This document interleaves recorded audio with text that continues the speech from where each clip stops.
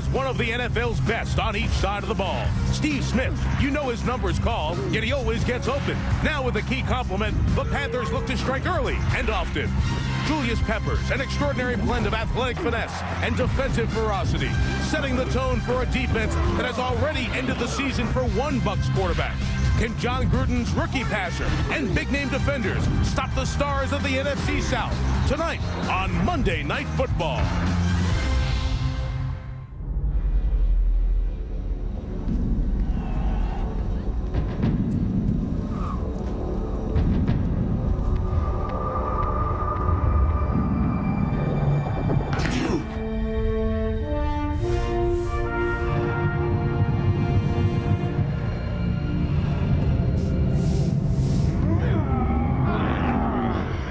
Dude, I am not ready for some football. Yes, you are! Are you? Dang it.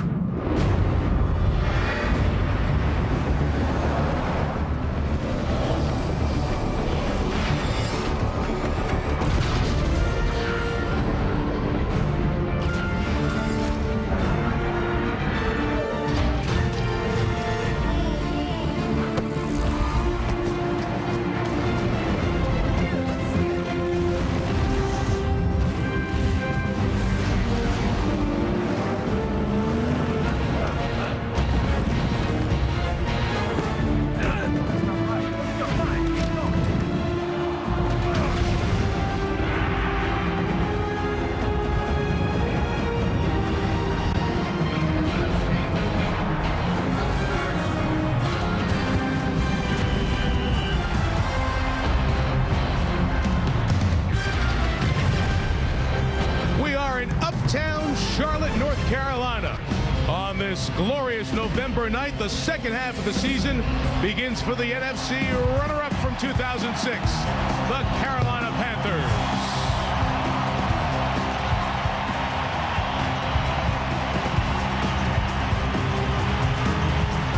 Bucks in the NFC South here on Monday Night Football. Hi, everyone. Mike Tirico, glad you have joined us. These were the two best teams in the NFC South last year. Both were 11-5. The Bucks won the division.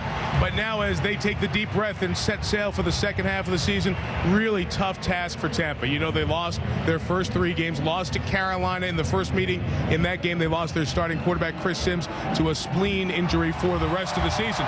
So with a rookie quarterback, they embark on a brutal schedule. 3 games in 11 days, 2 of them on the road. Meantime, for Carolina, I turn to Tony Kornheiser and Joe Theismann. Here come the Panthers at 4-4. They have the people. They're in position to make a run and get back in the playoffs. Joe, how can they pull it off? The first thing they have to do, Michael, is they have to be better on third down. This is a football team that's dead last in the National Football League converting third downs. And that really starts with Jake Delhomme, their quarterback. Now, Jake told us yesterday, they are a body-punching team. They give body blows. They don't knock people out. This is a football team that doesn't put people away. If they're going to be that way, they're going to have to do a better job running the football. They get D'Angelo Williams back. He and Deshaun Foster combined for 110 yards rushing before he went out 3 weeks ago. This is a football team that has trailed 7 of 8 games going into the fourth quarter, Mike. They've got to learn how to finish people. Yeah, Jake is part of the tail for Carolina, and same true for the quarterback on Tampa's side. And really, Tony, here we have another quarterback who wasn't exactly a high-profile guy before he showed up on Monday Night Football. Mike, a lot of people are surprised that Bruce Gradkowski is starting for Tampa Bay at quarterback. I mean, who is he? A rookie 6th-round draft choice from Toledo? Gradkowski's resume makes Seneca Wallace from last Monday look like Joe Montana. Gradkowski, who throws up before games a la Bill Russell, got his chance when Chris Sims' spleen exploded. Meanwhile, Carolina's Jake Delhomme makes Gradkowski look like Johnny Unitas. Delhomme wasn't drafted at all, and Delhomme was cut 3 times by the New Orleans Saints, who probably only kept bringing him back because he played at Louisiana Lafayette and presumably gumbo from bad and knew how to pronounce crawfish etouffee. Delhomme got to the NFL through Europe. His first stop, he backed up another famously undrafted quarterback, Kurt Warner, with the Amsterdam Admirals. You remember them? From there, Delhomme took the Frankfurt Galaxy to the ever-popular World Bowl. Believe me, Delhomme spent more time in Europe than Madonna. Finally, Carolina gave him a look, and the next thing you know, he's in the Super Bowl, matching drives with Tom Brady, a 6th-round draft choice, just like Gronkowski. So it all comes full circle. In the end, it doesn't matter how you get to the NFL, only that once you get there, you're good enough to stay. Not a big Admirals guy, were you, huh? No, not a big Admirals love guy. Amsterdam. We do have a star in the field, of course, in Steve Smith. We'll talk about trying to stop him with Susie and Michelle after this. To the sideline, Michelle Tafoya covering Carolina in a minute. First, Susie Colbert on an atypical season for Tampa's strong suit. Suze? Yes, Mike, a Bucs defense that has dominated the NFL for much of the last 10 years. Number 1 overall last year is beat up. 3 starters didn't even make the trip. Middle linebacker Shelton Quarles, defensive end Simeon Rice, defensive tackle Ellis Wims. Despite that, Jake Delhomme isn't letting his guard down. He refuses to see them as a defense in decline. In fact, he said he has more respect for Derrick Brooks than any player in the league, adding the 9-time Pro Bowl linebacker is talented, smart, and instinctual. Paired with Pro Bowl cornerback Rondé Barber, Jake says that's a duo that will always give you fits. Michelle? Well, Susie, last Thursday night, the Carolina defense started a new weekly ritual. The entire defense went out to dinner together. The idea was that of 10-year veteran Mike Minter, and the goal was simple, to get the defense to spend time together away from football so they could get to know each other better, learn to trust each other, and hopefully play better together. Chemistry is something this Carolina defense thinks has been lacking so far this year, and they hope these new Thursday night get-togethers help salvage that so they can salvage their season. And Mike, they said their practice the following day, last Friday, was the best they'd had all season. We'll see if it turns into results tonight, Michelle. The IBM Skycam will give us a special look at all the action tonight. Hank Williams, then kickoff from Charlotte after this. We're rocking and rolling on ESPN. The Bucs storm in on a rampaging tide, but Carolina's got their own vengeful pride. An NFL tradition, every man's right. The ultimate gig comes on Monday night. Come on, hit it. You better get it. Are you ready? Are you ready for the football? A Monday night party. The stage is set. Let's get it kick-started. Get your game face on. This crowd is psyched. All my rowdy friends are here for Monday night. And here this week is Bank of America Stadium in Charlotte. And football's all about tradition and routine. And Hank Williams starts Monday Night Football, and this starts every Tampa Bay Buccaneers game when they receive the opening kick. They've never, ever, ever returned a kickoff for a touchdown. 476 games, 1,792 tries, 31 years. Nothing. They came as close as 82 yards with Aaron Stecker, 86 yards with Aaron Stecker 5 years ago. But they've never taken one home. John Fox hopes his team doesn't allow it to happen tonight. Panthers in the black, Bucs in the white. And You off like we him to go. do it? You like him right now to take it all the way back? No. Off we go from Charlotte. Michael Pittman, the return from the 3. And Pittman brought down at the 25-yard line. The streak continues. Adam Seward made the tackle, and there's Bruce Gradkowski. Tony alluded to it at the top. From Toledo, 6th-round pick, and once Chris Sims in the first game between these teams was hurt with a spleen injury, it became Gradkowski's job. He's from Western Pennsylvania. That means he's a football kid at heart. He's tough. He's rugged. He was very accurate in college. He's got that quarterback it about him. So even though he's a rookie, he doesn't play like a 6th-round guy who was preparing for Northern Illinois this time last year. First throw. First catch and drop, incomplete, in and out of the arms of Michael Clayton, the opposite receiver. Joey Galloway introduces us to the Buccaneers offense. The big guys up front are led by 9-year vet John Wade. To his right, we have 2 rookies, Davin Joseph, Jeremy Trueblood. At the skill position, led by rookie quarterback Bruce Gradkowski. Behind him is Mike Allstott, and then Carnell Williams from Auburn, who just lost this past Saturday. At receiver, Michael Clayton, fun guy to watch, very physical to play with. Joey, the old Buckeye. The professor of offense. A little bit of gray in the beard. Clayton the drop on first down in motion on second down. And the swing out to Ike Hilliard. The slow-starting Bucs offense corralled by Thomas Davis, the linebacker. Before third down, here's Mike Rucker to tell us the other 10 on the Panthers defense. And starting with the defensive line, you have Make, I can't say his last name, Chemo, and you have Chris Jenkins, the big run stopper. Bringing the heat off the edge, you have Julius Peppers. Then at the middle linebacker, our quarterback of the defense, you have Chris Draft. Hard-hitting safeties in the secondary, Mike Minner and Sean Williams. Bringing that heat off their corner is Chris Gamble. The guy whose name he couldn't say up front is Kemoyatu out of Utah. Good player, 3rd and 6. Gradkowski's throw is a first down completion right back to Michael Clayton at the 45-yard line. Mike Minter, the safety, made a tackle. The gain was 16. And Gradkowski did a real nice job on all 3 of those passes. Put the ball where it's supposed to be. They bring a blitz this time. They're going to bring pressure because he's a rookie. You saw Clayton drop the first one. This one he puts right on the money between the 8 and the 0, and they make a play. It's going to have to be on his shoulders if Tampa Bay is going to be able to move the ball and win this game. It's a lot to ask for a rookie. 6th-round draft pick. First down run will gain only about a yard or so. You would not have heard of Bruce Gradkowski if not for the Chris Sims injury in game 1 against the Panthers.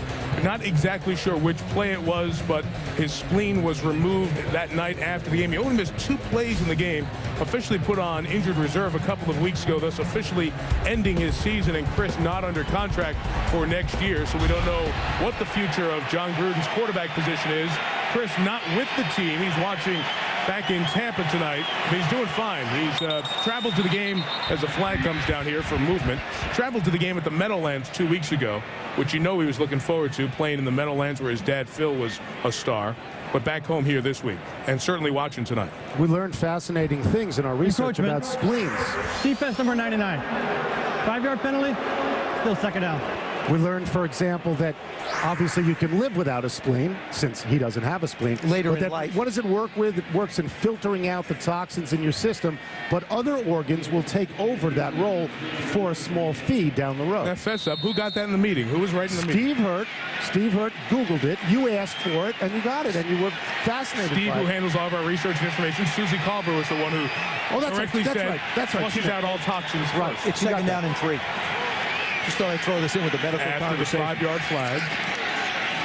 Hey, Mike Allstott a carry. It's been 4 games since he's carried, and he's just a half-yard shy of the first down. Where has Mike Allstott been in this offense? Well, John Gruden described Mike Allstott's role, and this offense is in evolution. I mean, it's Cadillac Williams' offense, and the way he described Mike Allstott, he said every Cadillac needs an escort.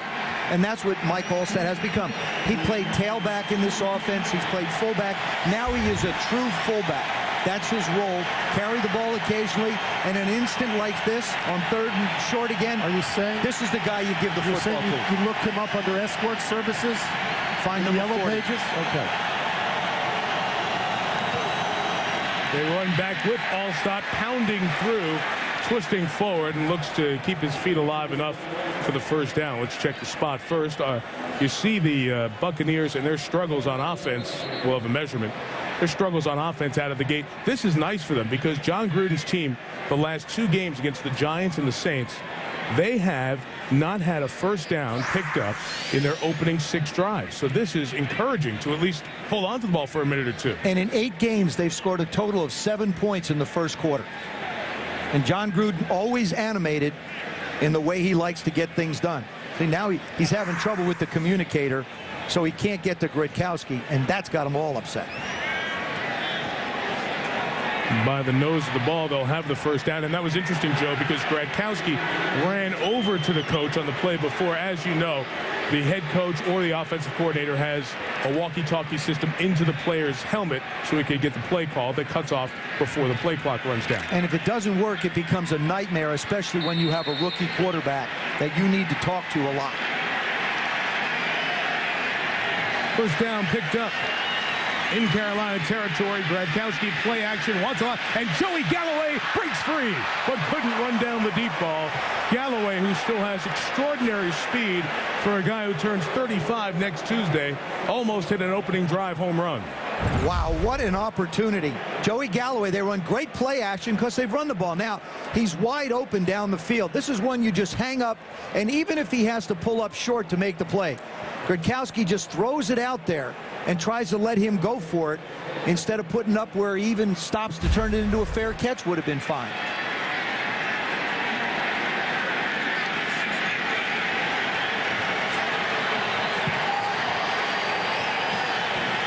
Second and 10, Gradkowski, a steady diet of passes tonight, and this one's incomplete, trying to stretch the field with Alex Smith, the second-year tight end from Stanford. Mike Rucker had big pressure. Accurate passing, except for that one. That's the surprise with Galloway. Every other pass he's put right in a guy's hands. That one he's got a guy 10 yards free for 6, and that's the one he missed. Talking to Gruden, though, that's been the thing that he has not done well. He has not hit the receivers down the field for touchdowns very well in his brief career.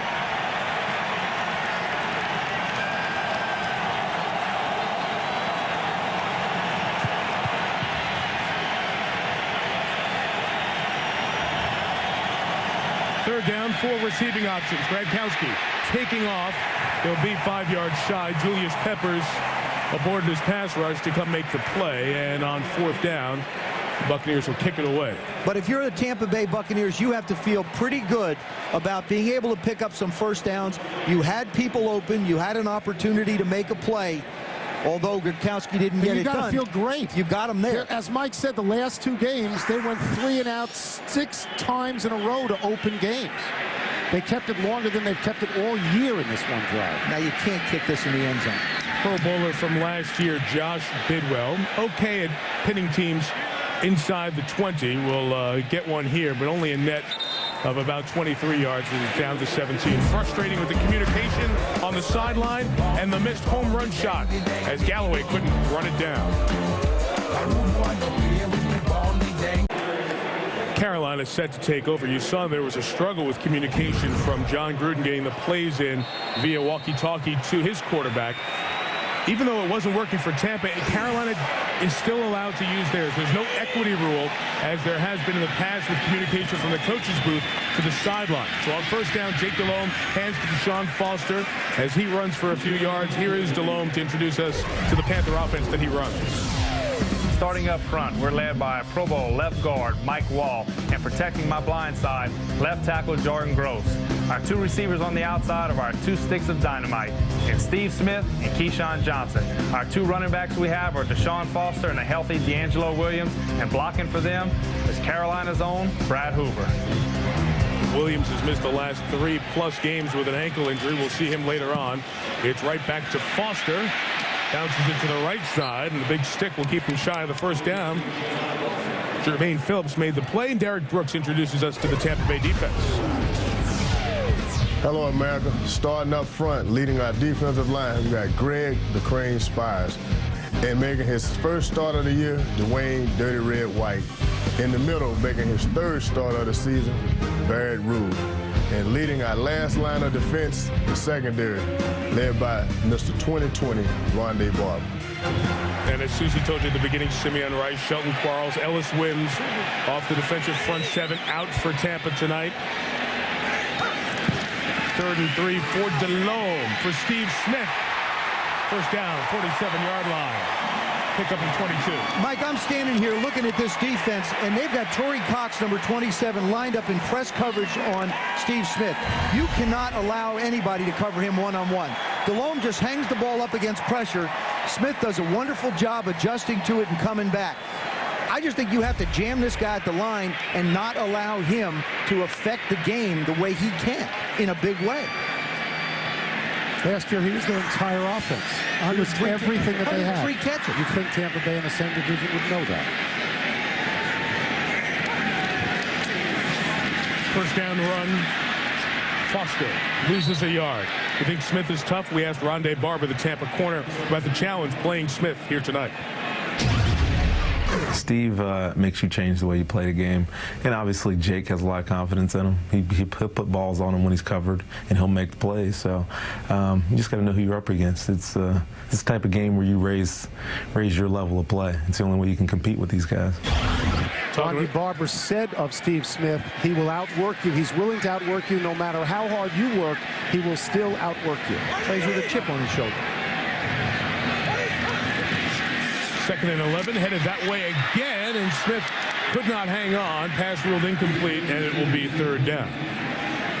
Tampa Bay that time had Rondé Barber on him. So, and from a height standpoint, they're about equal. Barber at 5'10", Smith at 5'9", and you see Barber's quickness and his comfort level in space. You flip that over, you got Jerome Bolden, who's 6'3", on Keyshawn Johnson, who's 6'4". So the corners match up fairly well with the wide receivers of the Carolina Panthers. That's Kerry Colbert, the 3rd receiver, who goes out with Keyshawn and Steve Smith. 3rd and 11. The former Buck Johnson, the motion man.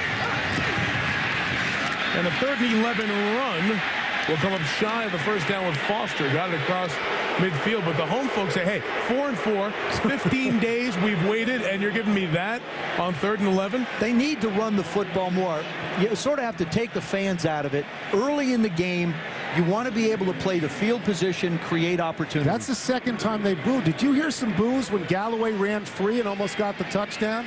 They were booing the defense on that one. So they're booing everybody here. Jason Baker is the punt. Ike Hilliard is back deep to receive.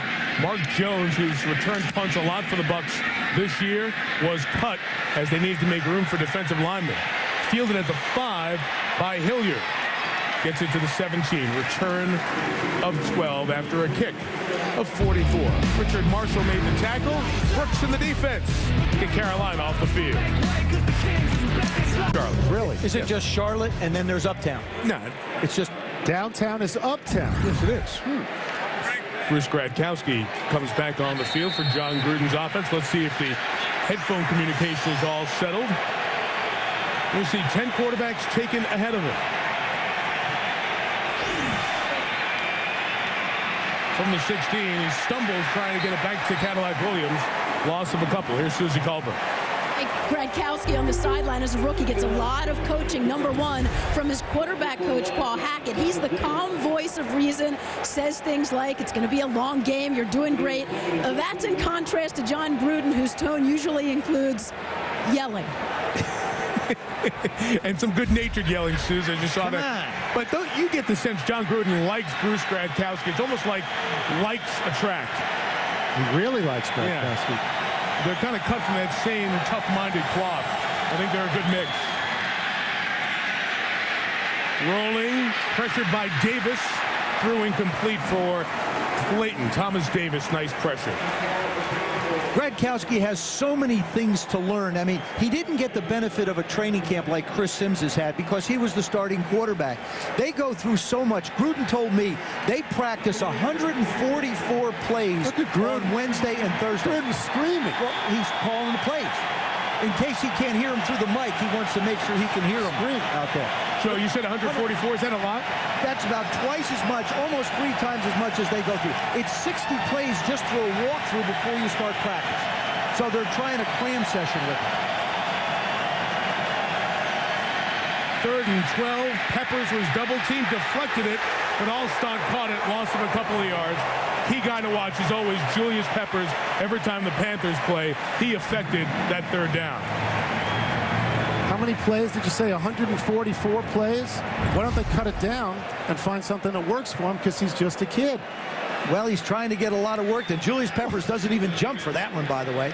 They just have to try and get as much offense in as they can. Gruden's not going to take a whole lot out. Well, find 7 things that work. He's a kid. Find 7 that work and go with that for a while instead of giving him 144. Chris Gamble back for the Bidwell punt. And Gamble will take it at the 39. Got a block. Couldn't get the other one. Gain of about 6 yards. Nice special teams tackle by Ernest Graham after a 49-yard kick. John Gruden said, hey, I need you guys to help me out on the offensive line against Julius Peppers. To win tonight and get within a game of the division-leading Saints and the Buccaneers, they would be 3 out with 7 to go. That's a long way, especially with their brutal schedule ahead, but it would be some light. Everybody at the top of the division gave them help yesterday. Boy, the Bucs defense without 3 starters, bringing some heat early. Deshaun Foster wrapped up. Chris Hovan, the former Minnesota Viking, and Derek Brooks in on that stop.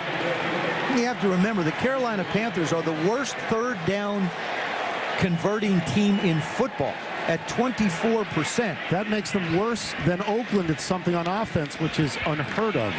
And they're worse. Yes. Worse. Yes. That's why 1st and 10 is so vital to him. Delhomme ran a good offense last year. They were 8th in the league in scoring. Right now they're 23rd. 17 points a game. To Keyshawn Johnson. Lost the football. And the Buccaneers have it.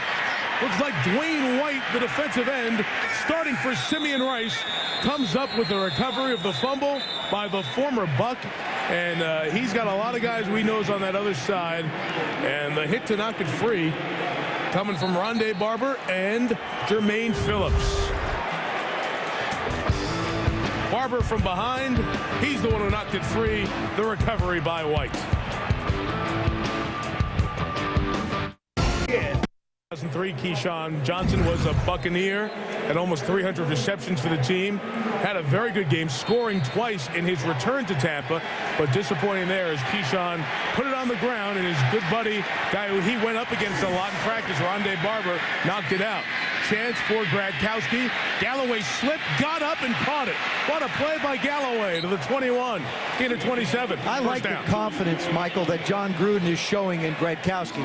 Even though he struggled the last series a little bit, he missed Joey Galloway on a touchdown opportunity. He's staying with the kid. It's like, look, you're all I got. We're going with this. Good play action. Look at the space that he can create. Joey Galloway doing a nice job of gathering himself. Probably could have kept his footing, might have gotten in. This is where you run Mike Allstott a little bit, or Cadillac. Williams, 2 yards. Michelle Tafoya. Mike, Keyshawn Johnson talked to me before the game about the way he's been playing, and one of the things he wanted to change from the first half of the season was to be more aggressive, and perhaps in doing so, he took his mind off holding that football. He said he wanted to be able to do more things after the catch, just be more aggressive in his play in general. I can guarantee you he's regretting the aggression on that play. Yeah, you can see from his face he's feeling the energy for the defense, not to allow his mistake to turn into a touchdown. Galloway right by the sideline, close to a first down over at the 11-yard line. Tampa Bay on the verge of something historic for them. They have been outscored in the first quarter 48-7. They trail early in games. They don't have a good offense. They don't come from behind well. Gruden talked about the beginnings of games, quote, driving me out of my skull. Said, look, when I play golf, I'm no good, but at least on the first tee, I hit a good drive. And if they were to actually score here of any kind, it'd be a really good drive. Be fireworks all over this Tampa Bay section of the stadium. Galloway picked up the first down. Alex Smith, the tight end, motions. Here's Cadillac Williams. Parnell runs into the waiting arms of Mahake Kemoeatu at the 7, gain of 4. Tony, you talked about Carolina's defense earlier on. They've only given up 9 points. That's the fewest points allowed by any NFL team in any quarter, not just the first quarter. So that really goes opposite what you have going on here, because that Tampa offense, by scoring only 7, that's the most impotent quarter of offense for any team in the NFL this year as well. As you said, uptown is downtown here, so we're expecting role reversals all night long. Or is it downtown is uptown? It's 2nd and 6. Gradkowski to the end zone to Ike Hilliard. Tampa Bay touchdown. When you have a good run defense, we saw it with New England against Minnesota, when somebody stops the run very well, you just spread them out and throw the football.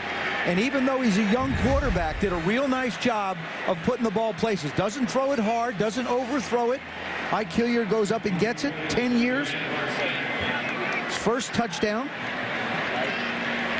His first touchdown in 10 years? No, he's a 10-year veteran. Oh, you said was 10 years first touchdown. Well, I thought that was his first. I just qualified it. Thank you. I can clean it up for you, Joe. Matt Bryant on for the extra point. I got him, Mike. flags here.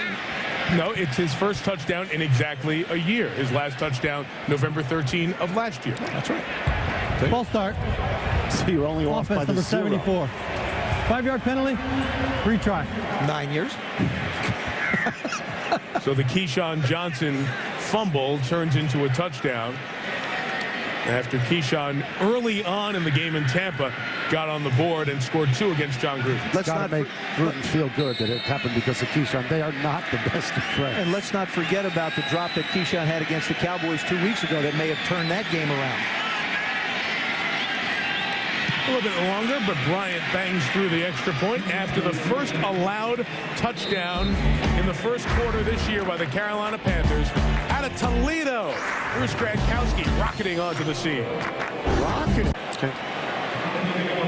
The Buccaneers scored on their opening drive against New Orleans. That was their only touchdown in the first quarter. They have quieted this sellout crowd. And out of Western Pennsylvania, college at Toledo, Bruce Gradkowski put Keyshawn and Jake Delhomme in a hole.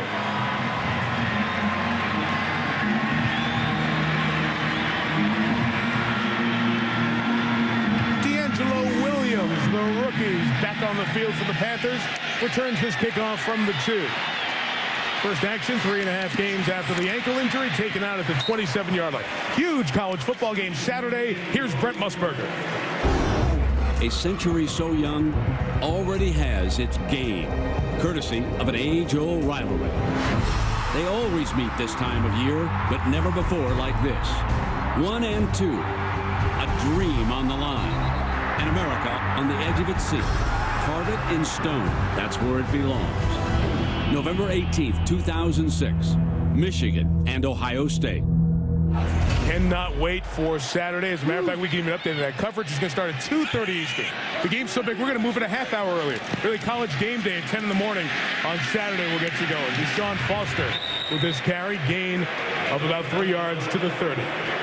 There was a point in the Dallas game 2 weeks ago when Keyshawn Johnson had an opportunity to put his team up. Ball's coming down. Now, he talked about the fact that these are the kind of passes that give him problems coming up over his shoulders. So in pregame, he was working on that particular type of a pass.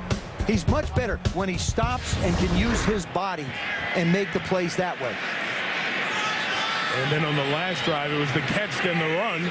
Unable to secure it, and Rondé Barber knocked it free for the turnover. Delhomme launching it for Steve Smith, got caught up in traffic. No flag down. It will be 3rd down coming up. It was interesting to hear Keyshawn talk about the kind of pass that gives him trouble. We also asked him about their famous drops this year, Terrell Owens and Steve Smith as well. He said Terrell Owens has particular trouble with a shallow cross. That's not, you can explain what that is, Joe. That's not one that he catches well. And that Steve Smith drops balls going across the field at full speed. What is a shallow cross? Well, a shallow cross is about 4 or 5 yards up the field and then start across the field and on the move try and make the catch. You take your eyes off it a little bit. As far as Steve Smith goes, gets him in a second. 3rd and 7. Delhomme steps up, takes off, flag down, he's down. He's at the moving, 35. He's moving so fast, Tony, that his body gets flying and his hands can't catch up to it. And so he doesn't have total and complete control. What seemed particularly interesting is that Keyshawn knew what everybody missed. The balls that you shouldn't throw to him. Holding. Offense number 68. Penalties decline. 4th down. He said he had said to Jake Delhomme, just because I'm tall, don't throw it as if I'm tall. Throw it low so that I can get it with my hands and not have to bring it down over my shoulder. He's a real student of the art of receiving. And he understands big guys. He understands little guys. He's played with a lot of different ones. Shocking Carolina did not convert on 3rd down. Yeah, a 3 and out and movement by the gunner, 31. Richard Marshall will drop it back 5 more yards. This is a team that's been off for 2 weeks. False start. Offense number 31. 5-yard penalty. Still 4th down. They're getting booed. Well, John Fox basically said, hey, look, we looked at all the things over the last couple of weeks. We did a lot of self-scouting, and we came to the conclusion that players are going to have to make plays, and so far they haven't. A sloppy start out of the gate for the Panthers. Baker's kick to Ike Hilliard. At the 30, it was touched by a Buck. What a job by Rondé Barber to be alert to the ball and get it at the 16-yard line. There's a flag down on the opposite side of the field that was available to be recovered by the Panthers and change possession, because I believe it hit a Buccaneers back first, but Barber came scooting back. Blue Adams was the Buccaneer on special teams who got hit in the back. During the kick, holding. Receiving team number 38. Half the distance to the goal. Tampa Bay keeps the ball. First down. Gruden's faces are so great. It always seemed to me that like he's studying to be a pirate that all he wants to say is "grrr" all the time. And you don't have to be a great lip reader to see him curse virtually every third word. He's animated. Animated. That's a good word. There's the word I was looking for. Animated. Yeah. Reminds me of that movie Dodgeball, the kid who wanted to be a pirate all the time. Arr. Yeah. Look at him. You saw that movie? Saw it twice. Loved it. You didn't like it? Oh, I still love it. I loved it. Dodgeball. Come on. Competitive sport. Stretches your mind, guys. Good stuff. From the 8, Cadillac. They're opening holes here. Good, hard running by the second-year man out of Auburn, a yard shy of the first down. Remember, he came out gangbusters. Started with 3 100-plus yard games last year. He was the Rookie of the Year in the league. That hadn't been done before, but since then, it has been a struggle. Hey, the league finds out really quick that you're good, and they did with him. Matter of fact, his shoes and his glove were in the Hall of Fame because no other player in the history of the league came out with 3 100-yard games in their rookie season. Looks like he found a good pair of shoes and a pair of gloves to replace him tonight. He did get the first down. That's great coming off your own goal line there with that kind of run. Right back to Williams, a marker down as he's met at the 20-yard line. Damian Lewis and Chris Draft wrap him up.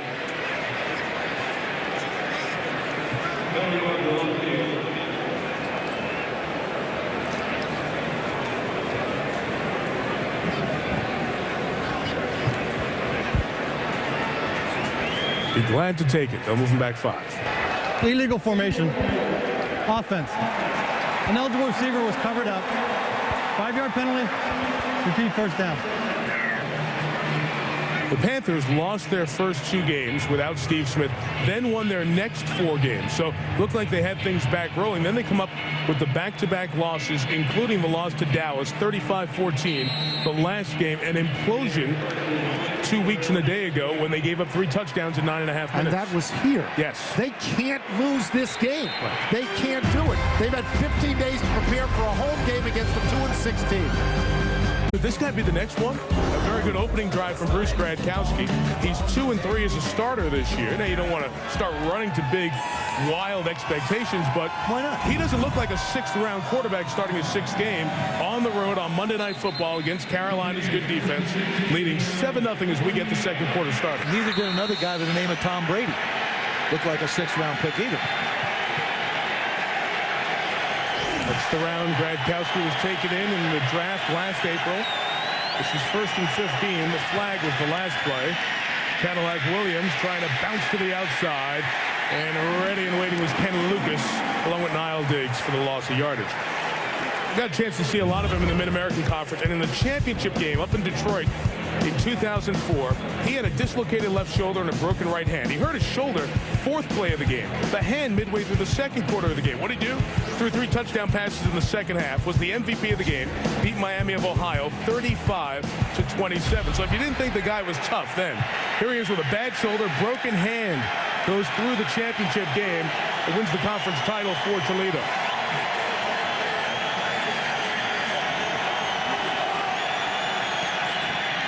Second and 16 throw. Caught by the tight end, Alex Smith to the 21. Gain of 7, and Susie has more on Gradkowski. Well, here's the behind the scenes on that, because I talked to his college coach, Tom Amstutz, and he said he was amazed that after that first series, the separated shoulder, he calls timeout. The trainer slips his shoulder back into place, and he doesn't miss a play. Then before halftime, the broken bone in his hand, he said at halftime, Coach, 3 fingers still work. I can play. That kind of spirit and enthusiasm is what drove Tom Amstutz to go after him, and he was the only Division I school to offer the kid a scholarship. That's right, Susie. Eastern Kentucky was knocking on his door. Nobody else is a quarterback. 3rd and 8. They keep Peppers out. The throw for Galloway is incomplete. Smelling the big hit was Mike Minter. 4th down forced. You don't mind if I sort of blanch at the notion about how the trainer slipped his shoulder back into place. It's a little slide. Yeah, that's got to hurt, doesn't it? Gradkowski does a good job of getting the ball in the hands of Joey Galloway. He just senses Mike Minter closing quickly and didn't really focus on the ball. That's the Bucs' 20th drop this year so far. Josh Bidwell kicks again. 39 yards. Return from the 41 and hit hard by Gamble. Flag down as he's brought down at the 40-yard line by Barrett Ruud, the starting middle linebacker tonight. With the flag thrown over by midfield.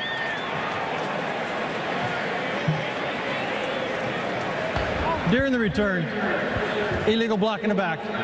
Receiving team number 54. 10-yard penalty. Carolina keeps the ball. 1st down. Vinny Churchu's flag erases a 19-yard gain. It's right about now that the Carolina Panthers have got to bring themselves out of the funk they've been in that first quarter. The NASCAR team's based within 50 miles. This is the Silicon Valley, if you will, for NASCAR. We will visit with NASCAR star Jeff Gordon later on here in the 2nd quarter. D'Angelo Williams. He lost the football in his return. Do the Buccaneers have it? They say that it's their ball. Let's check the recovery here. It is Tampa Bay ball. So Williams, who injured his ankle, missed the last 3+ games. First carry back, spits it out. That's Will Allen, the safety. He's just wrestling him down to the... No, I think he might be on the ground. It's going to be close. Dwayne White was pulling at it. White starting for Simeon Rice here tonight.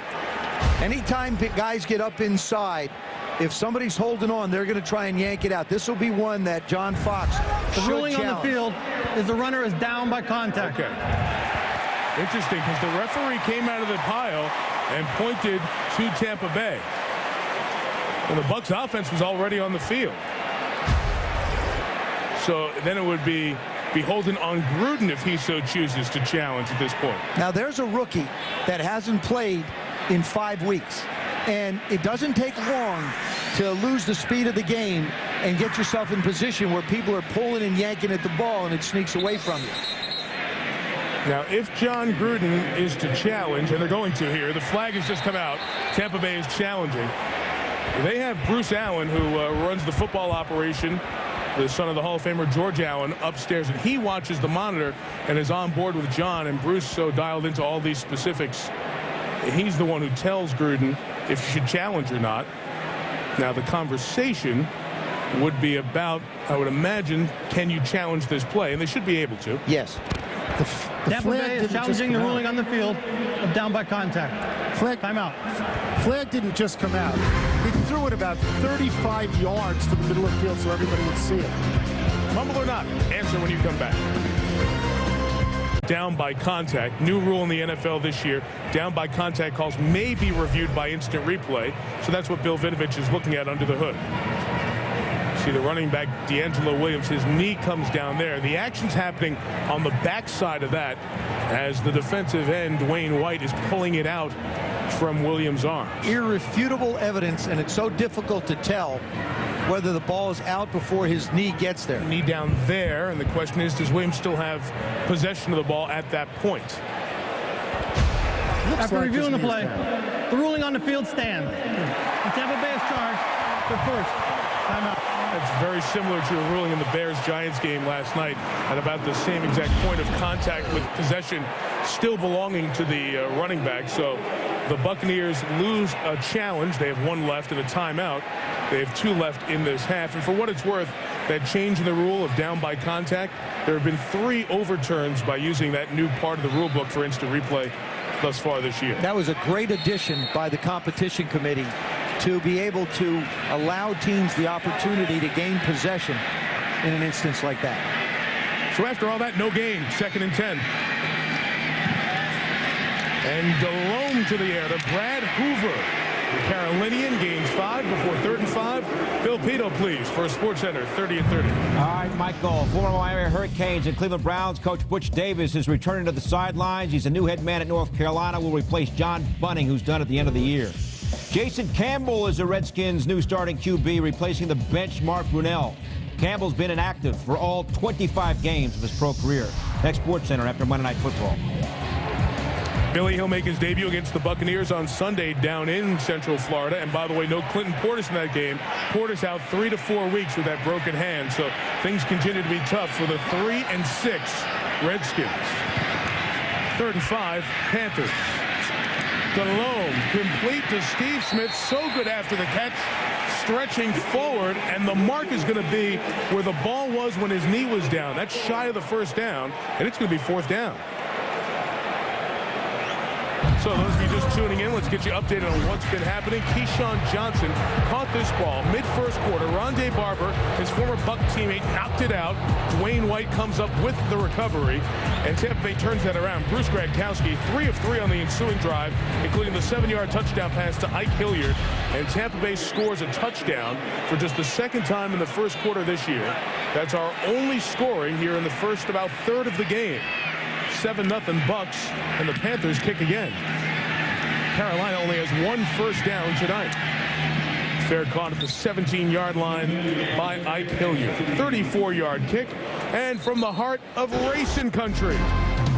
If not the most popular, one of the most popular athletes and racers in all of sports. Jeff Gordon joins us in the booth after this. Who will believe millions of tiny mirrors can put you in a gigantic stadium?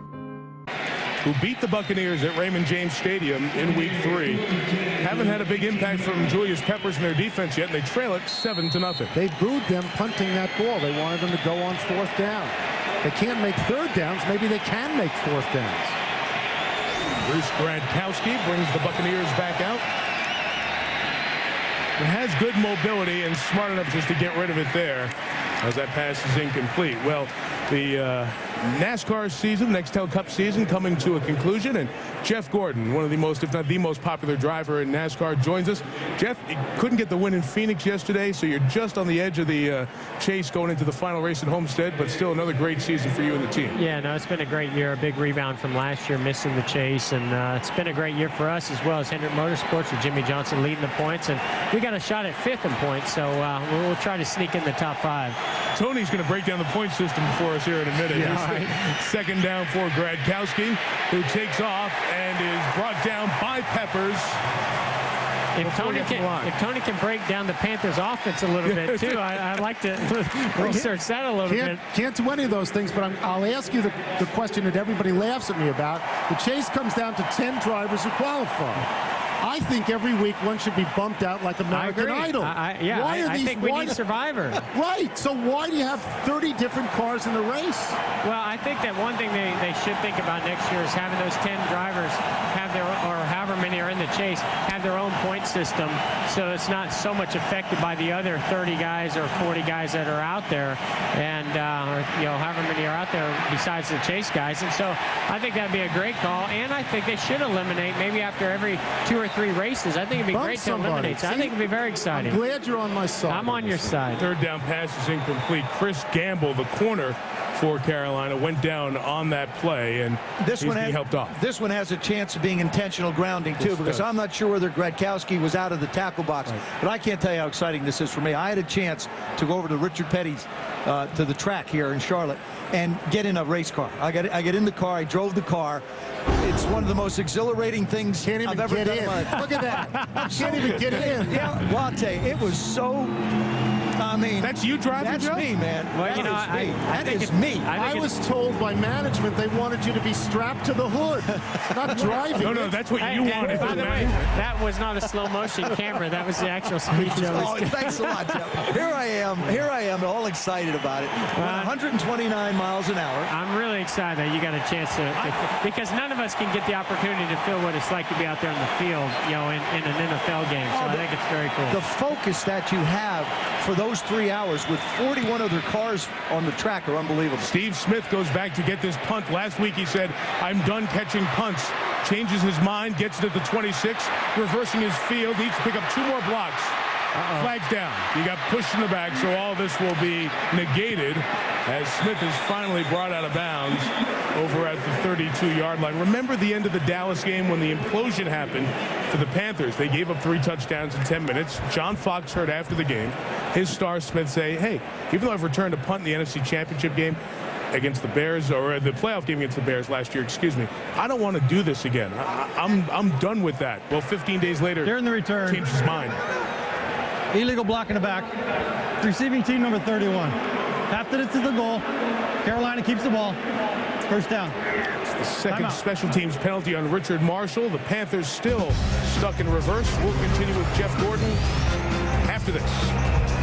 This Carolina offense has been limited by the Buccaneers defense to 16 yards. Remember, no Simeon Rice, no Ellis Wims, defensive lineman, no Shelton Quarles, starting middle linebacker. Panthers take over at their own 12, and Delhomme to Keyshawn Johnson. A fumble earlier, gain of 4 here. Duran Bolden in on the tackle, thrown out of bounds. No penalty flag comes down. We're up here in the booth with Jeff Gordon. We have a gift for Jeff Gordon. In honor of your new marriage to Ingrid, who I believe is Belgian. We have a Belgian waffle maker. Thank something you very much. Can do. You can cook waffles. And that's found out. That's a really nice waffle. We called the embassy, the Belgian embassy in Washington, D.C. today, and they said that is not politically incorrect. You can give somebody a Belgian waffle As long maker. as you don't make them for breakfast in the morning, then it's appropriate, because in Belgium they don't make Belgian waffles for, it's more of a dessert. Really? See? Yes. Learn something new I've every been there. day. I know. 17, Delhomme to Smith. Rondé Barber broke it up and almost forced the interception. Barber has been very good on the field here tonight, and Tiki's twin almost came up with another interception. Well, that was caused by the pressure on Jake Delhomme. He just couldn't get anything on this throw, and he realizes it. There's a guy that's just he described this football team as average, and that's exactly the way they've played so far. Steve Smith pushes up. Now Rondé breaks on it. He's got to play on it, and then they just can't get the interception. Will Allen coming in trying to get the rebound and can't come down with it. I know Delhomme's only 5 of 8. Doesn't sound too bad, but he just doesn't look as sharp as he normally does here tonight. And the play clock ran down to the very end. And let's see, did they get the timeout in time? Yes, they did. Timeout will step out quickly. 3rd down for the worst 3rd down team in the league when you come back. And Tom Coughlin, the former Jaguars coach, brings his Giants a bit wounded, both physically and mentally, after the loss to the Bears. 6-3 Giants, 5-4 Jaguars. They lost to Houston twice this year. See you for Monday Night Football from North Florida next Monday night, 8:30 Eastern, here on ESPN. Solid second-half performance by the Chicago Bears to get their victory last night over the Giants. They're running out atop the NFC at now 8-1. Of course, the Colts, the only unbeaten team in the NFL, still going at 9-0. Out of the Carolina call timeout, 3rd and 5. And Delhomme completes it for a first down to Chris Mangum, the veteran tight end, and some sarcastic applause as the Panthers finally pick up a first down. I wanted to ask Jeff something. We've seen the video of Joe in the car. Now that you and I are best friends and we agreed that the chase has to be completely changed, I'd like you to take a look at this video. There's Joe attempting. Well, first I want to know where his gloves are at. You know, Joe. What was look that? At that. Joe got it to 129 miles an hour. Tell the truth. That's baby stuff, isn't it? You know, no, I mean, 129. We average about 196 around that. Yeah. Wait till the next time, okay? Exactly. It's all about the second chance. My first time out. Got a little feel for it. First down from the 27, Delhomme. Back underneath to Hoover. This underneath stuff working to the 35. Gain of 8 yards. Well, Jeff, we wish you best of luck at the finale at Homestead down in South Florida this week. And, of course, we'll see you when the NASCAR Nextel Cup Series comes to ESPN starting next year with the Chase. We are very excited about ESPN coming on board next year. They did a great job in the past, and I know they're going to do a great job. Big fan of what you guys do here at ESPN Monday Night Football. And I'll be watching. I'm a fantasy football guy and a huge Panthers fan. And, of course, diehard San Francisco fan, guy from the Bay Area. That's right. So they're getting better. Yeah, they are. Good job. I have Keyshawn in fantasy Kowski tonight, and he fumbled. That's not good for me. Yeah, I need at least a field goal here from Casey. I've got him. There's DeLone with the first down to Keyshawn, the 4-4. Jeff, thank you. We appreciate it. Thank you, guys. Appreciate it. Thanks for the happy to do it for you. Can't go out here. Try that American Idol concept. Get rid of some of these drivers, one by one. Thank you. Panthers got a drive going here. Of course, we mentioned the NASCAR Nextel Cup Series. It'll start with the Busch Series. The entire Busch Series will be seen on the ESPN family of networks starting from Daytona in February of 2007. We look forward to our return to NASCAR. 1st and 10, halfway through the quarter as the Panthers have their best drive of the night going. DeLome reversing it with Steve Smith. Good stay home by the Bucs defense. Jermaine Phillips, the 5th-year safety out of Georgia. Gain of 2. All right, so 1/4.5. What have the Panthers done on offense? Well, you see the struggles early on there. The Johnson fumble working from the bottom up in order, and the punt 3 times coming here, and this is their best drive of the night so far. The reason it's their best drive is because they've decided to put the ball in the air a little bit. They want to try and run the football, but wanting to do something and being able to execute it are 2 different things. It's a terrible performance by them to this point, with 2 weeks to get ready for this game. Come on. They don't look inspired. They're not playing with any enthusiasm. 2nd and 8. DeLome adjusted to this play to Smith. And we mentioned he's so good after the catch. Torrey Cox out of Pittsburgh makes a nice play there. And before 3rd down, here's Michelle Tafoya. Well, you guys, while a lot of people were projecting the Panthers as a Super Bowl team before the season, Jake Delhomme told me he has not once thought about the Super Bowl all season. He said that is so far away. I worry about giving us a chance at the playoffs, and that means getting hot at the right time. So we just need to play well and give ourselves a chance to get in the door. This drive will answer a lot of those questions, Mike. Yeah, and Michelle, we were all talking about it before the game this morning at breakfast. What is it with the Panthers? You can't put your finger on it because it's a lot of little things like making a play here on 3rd and 2. Toss the rookie, Williams. They didn't make a play on 3rd and 2. 4th down. Barrett Rude, linebacker out of Nebraska, did. That's been their problem in terms of at the 3rd downs that they're missing between 3rd and 2 and 3rd and 5. And offensively, those should be the easiest to pick up, right, Joe? They should be when you get a young guy who's replacing Sheridan Quarles like Barrett Rude, who can run sideline to sideline. It's very difficult to get outside. This is not a defense that you try and go sideline to sideline against. Just a point there. On 3rd and 2, as Hilliard's back for the punt. 3rd and 2, the league gets over 50%, 53%. The Panthers this year are 2 of 7 on 3rd down and 2 yards to go. Touchback here, and the Buccaneers will take over at the 20-yard line. So Bruce Gradkowski takes over. I mentioned he's from Western Pennsylvania. Western Pennsylvania, the WPIAL, or the Whippy Owl as it's known. Namath, over the years, so many great quarterbacks. Joe Montana from this league. Dan Marino, a legend at Central Catholic in Western PA. And Bruce Gradkowski went to Seton LaSalle High School and broke all their records. Marino, Montana, Namath, Blanda, all those records taken out of the record book by this guy when he threw for just under 3,000 yards in his final year.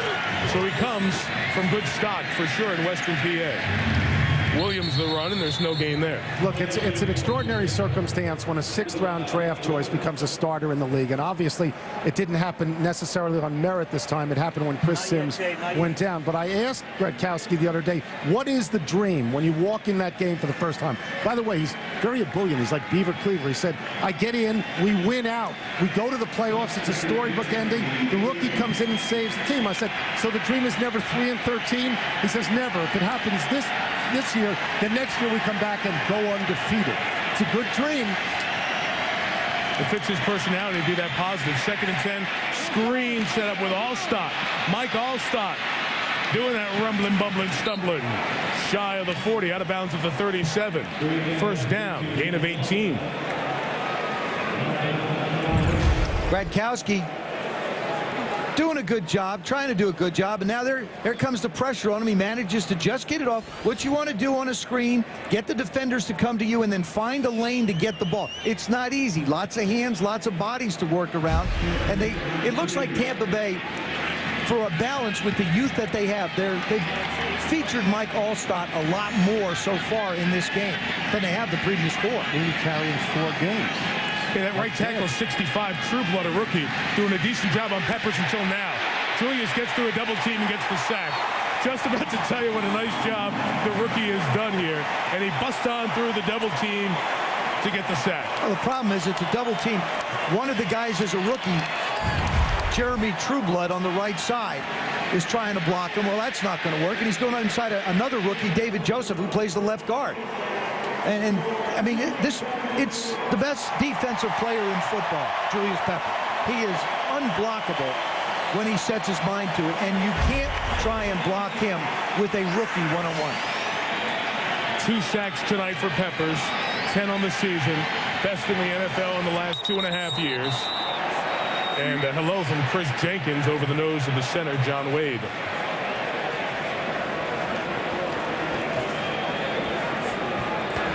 Encroachment. Defense number 77. 5-yard penalty. Still second out. A little look at what Julius has done tonight, Joe. Julius, he's been all over. I mean, he's so active. He lines up at the left defensive end position, but he can get in a 2-point stance. He finds his way around the field. People have referred to him as a generational type of player. You see him come along once in a generation. I believe Lawrence Taylor was that way also. Coincidentally, both of them out of the University of North Carolina. A run on first down, or second down, I beg your pardon, with Williams straight into the line, gets to the 36, gain of about 3 yards. With that sack of Gradkowski, Peppers now has 10. He leads the National Football League up to the moment. Aaron Campman, fine defensive lineman from Green Bay, has 9.5 after yesterday's Packer win over Minnesota.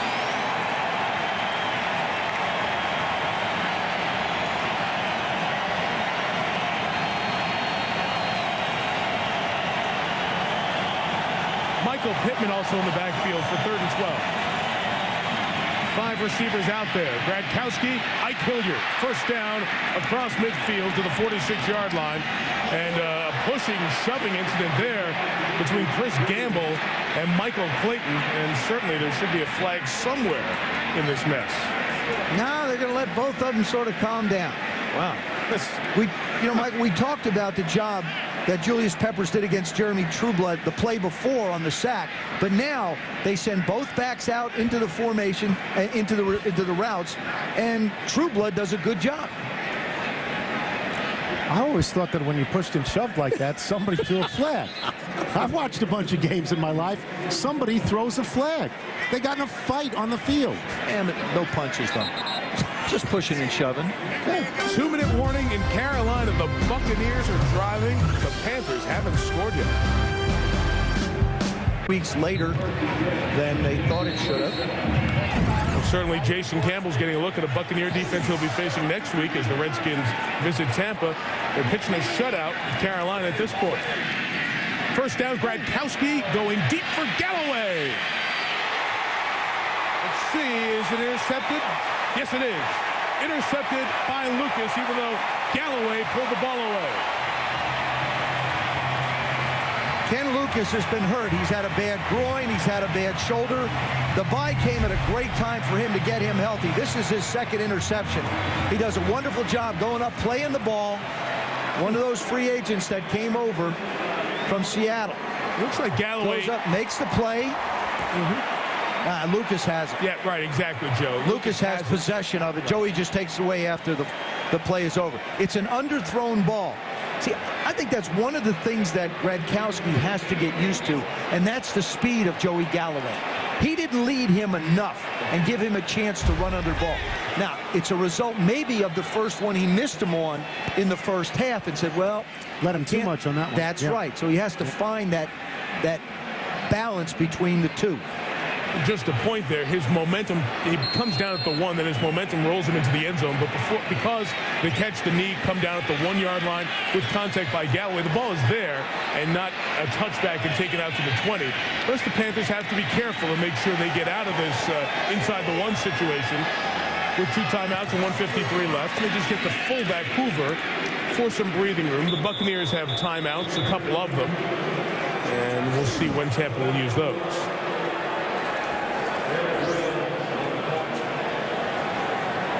There's 3 first downs for the Panthers here in the first half. A little bit of a strategy going on. If you're the Carolina Panthers, you want to take this clock down as much as you can.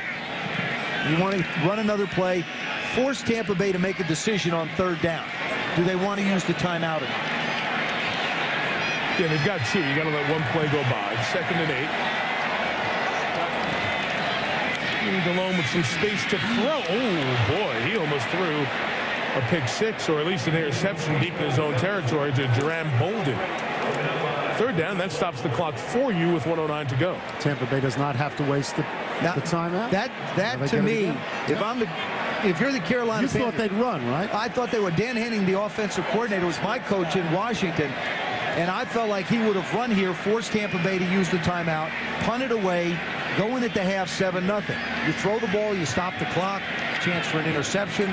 Lots of bad things could have happened. So 3rd and 8, and with the stop, the Bucs will have a chance. Remember, they have a field goal kicker who kicked a 62-yarder to win a game this year.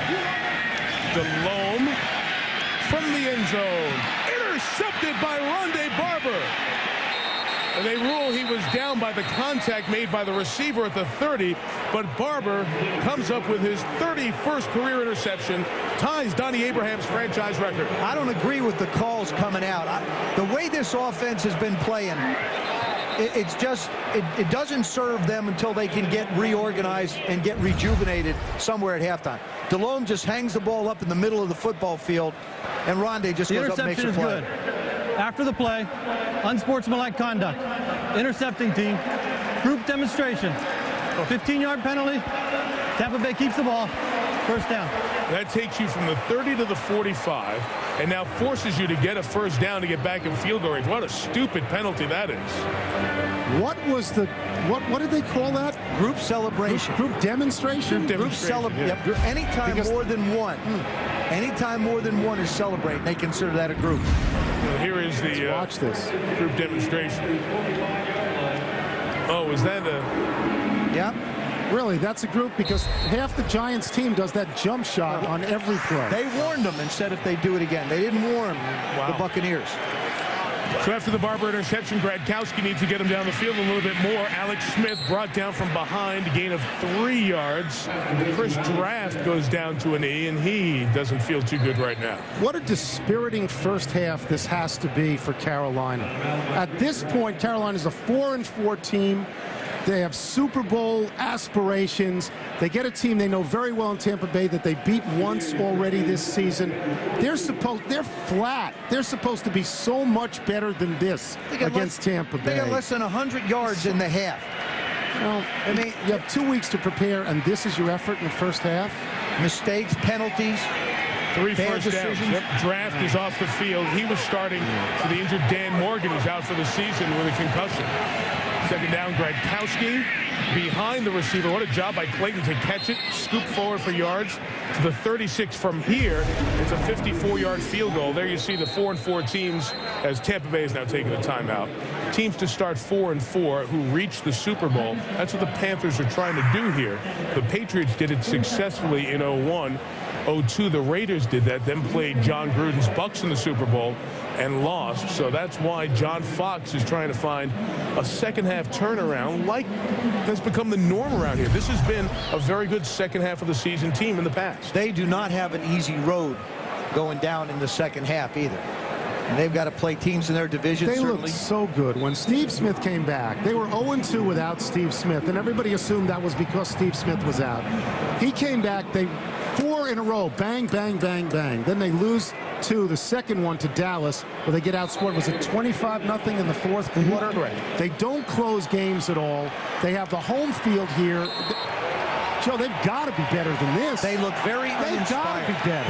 They're playing with no emotion. Field goal from here is about 54 yards. It's 3rd and short. Gradkowski will throw deep for it. Overthrown and intercepted.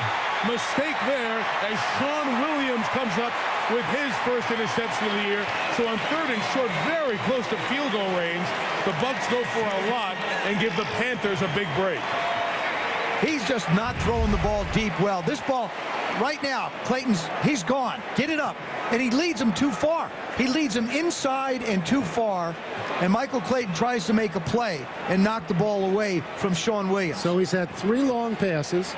Twice he's led the guy too far. Once didn't lead him enough, and 2 were intercepted. And when I talked to John Gruden, he said, hey, look, that's been the problem with the kid. Now he's trying to explain what he's doing. He's explaining it to him by screaming at him. Well, that's the way now Paul Hackett's talking to him.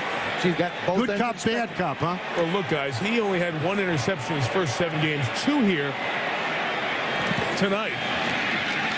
The Panthers will just run it out of here and hope to cut their losses. We had 3 interceptions in the last minute, 17. A couple of fumbles. This was not a good half of football. But it also, it's not that they're bad play calls. He's had people open. I mean, the calling by Gruden has been, I think, exceptional.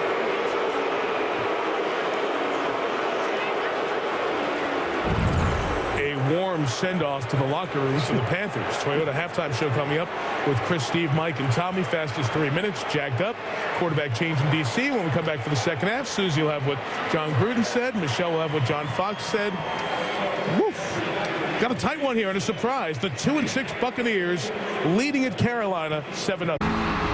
Buccaneers shut out the Panthers in the first half. First half shutout for Carolina since Tampa Bay's visit here last year, December 11th. Off we go to the second half. Mike Tirico, Tony Kornheiser, Joe Theismann in the booth. Susie Colbert, Michelle Tafoya on the field on this perfect weather night here at Bank of America Stadium. And that's about all that has been perfect. A sloppy 7-0 Tampa lead. Forget about perfect. Good. Doesn't even fit good. Talked about early in the broadcast that they were a befuddling team, Carolina, at this point, with Super Bowl talent and Super Bowl pretensions. 98 total yards, 24 rushing. Delhomme, a Super Bowl quarterback in his lifetime, a non-factor, is a terrible performance. Tampa Bay should have been their Thanksgiving dinner. They were set up on a platter for Carolina. Now, you got a whole half to go, but it's got to be better than the first half. Second half begins with a Matt Bryant kickoff. It is short and almost returnable, but dropped and eventually picked up by D'Angelo Williams, who's brought down at the 26-yard line. Michelle Tafoya on the sideline. Yeah, I spoke with John Fox as he came out of the locker room, Mike, and he was hurried and not happy.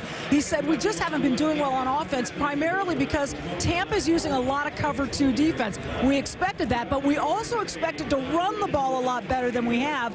And the simple reason we're not running the ball better is we're not blocking good enough. So it all starts up front, as usual, Mike. 12 carries, 24 yards, Michelle. Doesn't usually get it done. This is a Panther team that only averages 94 yards per game on the ground. 26th in the league. Try to establish a run with Deshaun Foster, who falls forward to the 30. Greg Spires is tackled there. And if you're just tuning in, we remind you one more time, no Simeon Rice, no Ellis Wims. That's half the starting defensive line. And no middle linebacker Shelton Quarles, number 2 on this team in tackles. Mike, this goes back to what we were talking about in the open. The Carolina Panthers are a body punch team. There's no haymaker. There's no knockout. They just sort of pound away, look for an opportunity for Steve Smith to make a play. So far, Tampa Bay's done a nice job of keeping him in check. Smith, 3 catches, 32 yards. Delhomme pressured and incomplete as Rondé Barber, who has 20 sacks in his career, came in to bring some heat. Boy, is he having a terrific game here tonight. If you say, Joe, that they're a body blow team or a body punch team, all they're doing is tap, tap, tap with a jab. They got no punch count going. They're not winning any rounds, Joe. No, you're right. They're not winning any rounds. The play calling has no rhythm to it. They can't generate any kind of first down. In a game like this, you think about coming out, you go no huddle. Do something to put some kind of spark and life into your offense. The poorest third down converting team in the league is 2 of 7 tonight. Pass! Delhomme, deep ball, Steve Smith. Hold it in to the 26-yard line, first down. That's your mismatch right there. That's the spark that you need. Steve Smith on Jerome Bolden, it's unfair. You've got somebody who's so quick, and where you win deep routes is at the line of scrimmage. Look at him make him move. Now, he's never going to catch him. 44 yards later, he catches up to him. 6'3" versus 5'9" in quickness. It's a mismatch right from the get-go. Well, that's what they need, and then they need to go in and score. They do. Yeah. Now they have to, quote-unquote, finish the drive. That's right. You see Smith has been the focal point for almost half the throws here tonight. But it has been spread out. First down throw. Almost intercepted and caught on the deflection by Keyshawn Johnson, out of bounds at the 18-yard line, and a flag on the back end of it on Bolden, who was beaten on the prior play. It'll be first and goal for the Panthers. Wow. Jermaine Phillips has got this one going the other way. After the play was over, personal foul, unnecessary roughness, defense number 21, second act throwing out of bounds, half the distance to the goal, automatic first down. That was almost going to be too easy an interception. Then he takes him to the ground. Now Keyshawn gets it, all right, turns upfield. Now you take and throw him.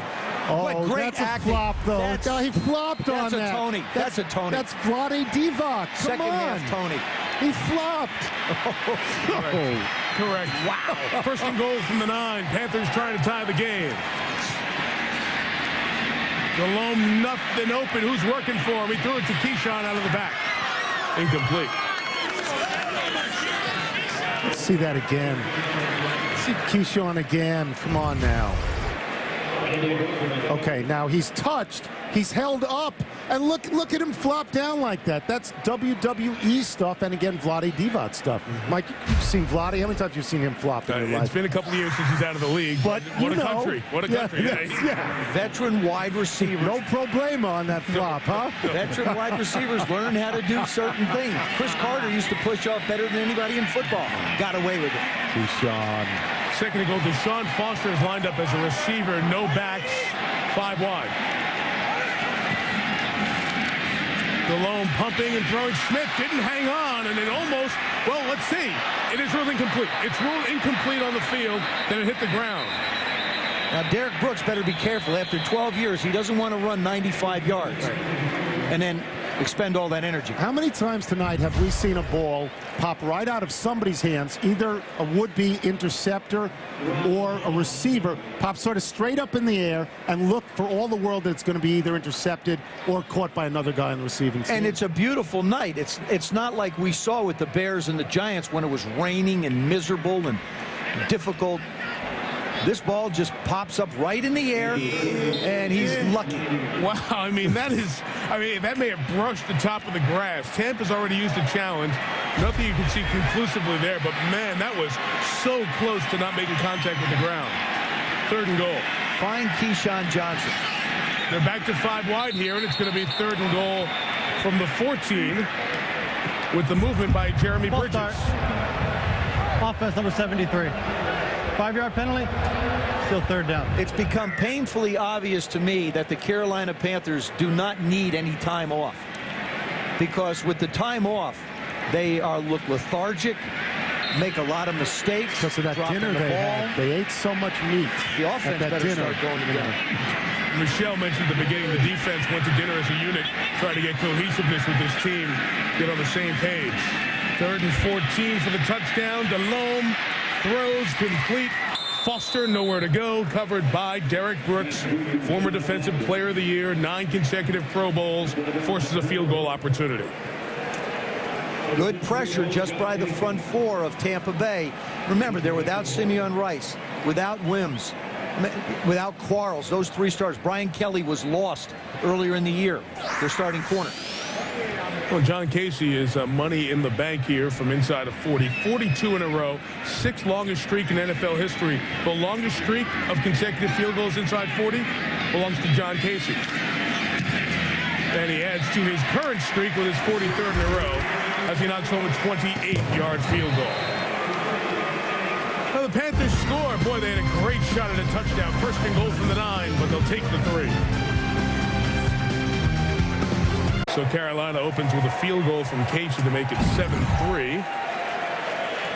And the Buccaneers will get it now. As we went to break, Steve Smith here obviously is under the weather, and you see he's feeling the effects of it. And we're told from the sideline that that's the second time that's happened with Steve tonight. So obviously he's suffering a bit here this evening. still had the big catch in that last drive. The Buccaneers have never scored a kickoff return for touchdown. Trying to change that is Michael Pittman to the 34-yard line. At some point, some announcer's going to get lucky. It's going to happen on their watch. Christian Morton made the tackle. Oh, Gruden's happy again, huh? I missed it. It flowed this far. Wow. All these years. Started here and went west. Cadillac. Carnell Williams runs for 3. Susie Culver, what about the rookie quarterback Bruce Gradkowski? Well, going in at the half, I asked John Gruden how he would advise him, and he said, keep throwing. He's had so many open looks. Just keep doing what you're doing, and you will connect. As for how his 2 rookie linemen are doing against Julius Peppers, or maybe Gruden expected it to be worse than 2 sacks, because he said, hopefully, Peppers knows who my guys are now. Davin Joseph and Jeremy Trueblood. He knows them. He sees their nameplate as he runs by. First and second round pick of the Buccaneers this year. Williams across the 40 to the 41 will have third and about 3 coming up. So Gradkowski threw those 2 picks. Let me just give you a historical perspective. He went through his first 202 passes with just 1 interception. That's the best in NFL history. No player had thrown his first 200 passes in his career without throwing at least 3 interceptions. So he was in historic territory. And then his next 4 passes, he threw 2 picks. Bad picks, too, I might add. He was late. He threw 1 late and 1 inside of the receiver. 3rd and 3, Michael Pittman's in the slot. 4 receivers, a running quarterback. Lost the football. Recovered by the Panthers, Peppers. The hit by Chris Draft. Gradkowski took the worst of it. You want a guy who's going to try and make a play. He saw an opening, he made the play, and at the end, then he gets hit, fumbles, loses the ball. Young guys are not aware of where people can come to make plays. He tucks it, he does what he needs to do, but he gets the ball away from his body. And when he did, it got knocked out. After the Buccaneers' 3rd turnover, glorious field position for the Panthers in Bucs territory. Despite not feeling well, Steve Smith back on the field, bottom of your screen.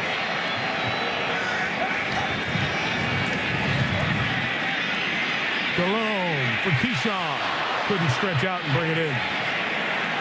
Back to the fumble. Gradkowski was banged up. Looks to be okay. Well, as he's diving through, Chris Draft, number 52, is going to come in from the right side. Hits the ball with his hand. And it looked like he might have hurt his wrist a little bit. And Julius Peppers, who is constantly hustling around the field, winds up with the fumble recovery. Remember, as he was walking off, he looked pained after that 3rd turnover, but no medical personnel looking at him on the sideline, so it looks like he'll be okay. Just the scars from the tongue lashing from Gruden. Deshaun Foster. Well, the Carolina running game is nothing right now. Absolutely nothing. I mean, Jake Delhomme had Keyshawn Johnson so wide open on that last pass play. He just throws it way in front of him. Neither quarterback has been anywhere near accurate throwing the ball to their wide receivers. Deshaun Foster's gained what? With 8 attempts, 19 yards, something like that? I mean, offensively, they haven't even gained 50 yards, Carolina Panthers. 14 runs, 30 yards tonight. If you want to make a run in the second half of the season, you got to do better than that. You have to run. 3rd and 8. Delhomme changed the count, got him to jump. Well, let's see. Was it Tampa? It was, so it'll be a 5-yard. Neutral zone infraction. Defense number 91. 5-yard penalty. Still 3rd down. Michelle? You guys saw the footage of Steve Smith getting sick on the sidelines. After you saw that, he continued to be sick, was parked by a trash can. I'm told there's no fever, no illness, nothing that's gone on most of the day. In fact, they said this is not uncommon for Smith. He's thrown up during games before. Really? And the minute they got back on offense, boy, was he on the field like a shot, guys. There you go. No fever. And back to that report, too. 3rd and 3.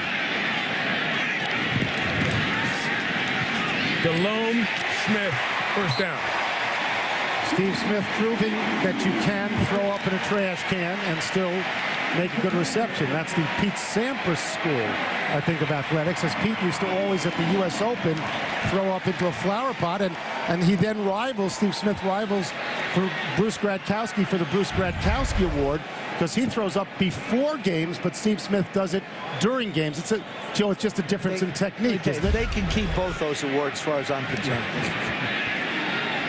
Quick out of the huddle after Smith's 5th grab. A lot of throwing. Pump and go for Keyshawn Johnson. Caught it, but out of bounds. I love what Bill Parcells said about Keyshawn Johnson. He says he makes the greatest catches when he's covered. Has a tremendous knack for finding the ball, using his body, adjusting to the ball. He did land. His elbow just landed, it looked like, out of bounds when he makes his. Look at the adjustment for the ball. Watch his elbow. Actually, his elbow. In. That's in. His elbow actually did land in bounds. And the elbow equals 2 feet. It's a body part. They did. And I think it's going to end up as a touchdown. The elbow coming down is a body part, and that would count as the equal of 2 feet. Let's take one more peek, make sure nothing came down first, out of bounds. Carolina is challenging the ruling on the field of an incomplete pass. And as Keyshawn rolls over, he still has control of the ball. That elbow equals 2 feet? Yeah, a body part other than the hand equals 2 feet. All right, under review, could be a Carolina score. We'll be right back.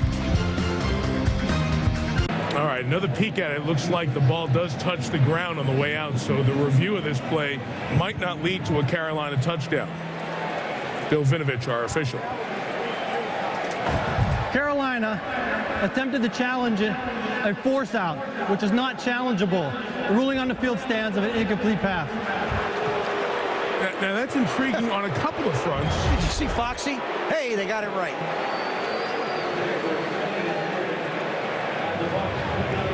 It's interesting if that's called a force out. That rule to me should be eliminated from judgment calls by officials. It's too difficult for the official to determine whether someone's been forced out or not. The whole rub of it is, even as you watch it on replay, possession as he rolled over, the ball does come in contact with the ground, even though Johnson rolled over and held onto it. So if they were challenging catch or no catch, it would have been no catch. Steve Smith with a catch and a run to the 10-yard line with a flag in there as well. What was particularly bizarre after that last play, not the Steve Smith play, but after the challenge, Fox lost the challenge and took it with equanimity. Gruden was screaming. Gruden was angry. He won. Why was he angry? He didn't lose a challenge because it wasn't challenged, because it was unchallengeable. Here you go. Face mask. Personal foul. Face mask. Defense number 26. Half it into the goal. Automatic first down. Torrey Cox, number 27, again gets burned by Steve Smith. That is not a good matchup for the Tampa Bay Buccaneers. He cannot get him down one-on-one in the open field. And then Will Allen just tries to take his head off. So what else is new? Steve Smith has gone over 100 yards again. 6 catches, 104 yards, 21 on that last play. Had 103 and 106 last year, 112 first meeting this year. First and goal, a lot of passing. Bucks trying to hold on to the lead. DeLone to the front row. Incomplete. John Bradley put on the pressure. He's replacing the injured Ellis Wims. So some perspective on the accomplishments of Steve Smith. He won the Triple Crown. Jerry Rice did it in 1990. That's leading receiving, yards, and touchdowns for the league. Our former colleague Sterling Sharp did it 14 years ago. And last year, Steve Smith won the receiver Triple Crown with 103 receptions as part of that. They had no compliment to him. Deshaun Foster was the next one with 34. That's why they brought in Keyshawn. Yep. That's why they brought him in.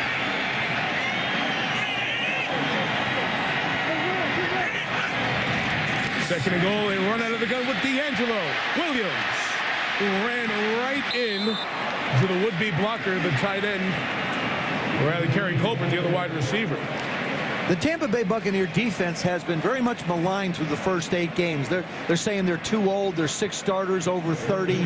They're not making plays. The only guys over there are Derek Brooks and Rondé Barber. But so far tonight, Of course, Carolina hasn't exactly lit it up, but so far tonight, they've gotten a couple of turnovers for Gruden's football team. They've played pretty darn strong down inside the red zone. Tonight they have. They're ranked 22nd overall in the league, though, so I don't know if they've been maligned. They haven't been that good this year for the first time in 10 years. That's like maligned. Oh, it is. 3rd and goal for the go-ahead touchdown. DeLone, Keyshawn Johnson. Touchdown, Carolina.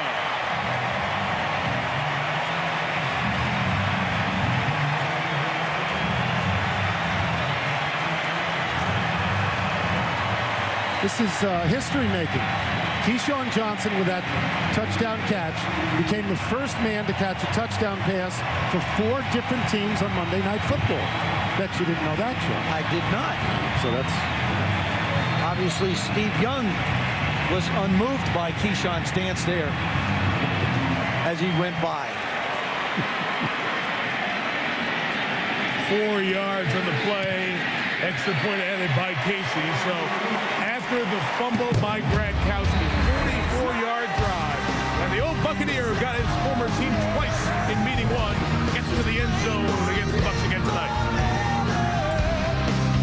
Taking a 10-7 lead halfway through the 3rd on Keyshawn Johnson's touchdown.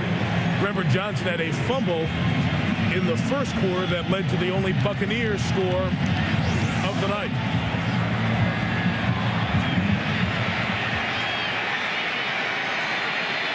Michael Pittman to the 25-yard line. Well covered by the Panthers. Keyshawn Johnson has been around a lot, and Tony mentioned first guy, 4 different teams. Well, right. Here are the coaches and the quarterbacks, and notice there's never a continuation. Different coach or quarterback each year, except for the year in Tampa Bay, 02 and 03, when John Gruden was the coach and Brad Johnson was the quarterback, but he didn't finish that year. Keyshawn was, to coin the verb that was used at the time, he was Keyshawned by John Gruden, and he was sent home, and that was the end of him. You may wonder how he got to Carolina, and I'll be happy to tell you after this play. That'll be just the 4th for the Bucs in the second half. 2 plays, then the Gradkowski fumble. And the rookie 6th-round pick has to run for it and get 4 yards. Keyshawn was with Dallas for a couple of years and left Dallas. He thought he wanted $8 million from Dallas. He said, Carolina gave me $9 million. But before he got to Carolina, he said Seattle was his first choice, and in his words, they tried to bottom feed me. Then the Giants tried to sell him on coming back to New York. He went for a physical. He said it was such a distraction because I was like the Rolling Stones in New York City, and I knew that was a terrible distraction. I thought, Keyshawn, try to sell yourself big. You're the Rolling Stones, huh? Okay.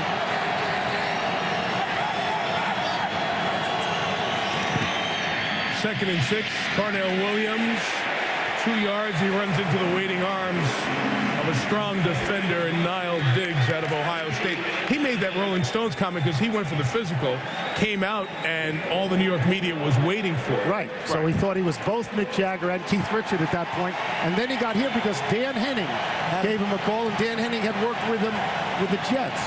Right? So then he eventually came to Carolina, and you saw in that last drive, their really good drive, Steve Smith first, then Keyshawn Johnson. That's why you bring him here, so you don't have to throw every pass to Steve Smith. Great compliment.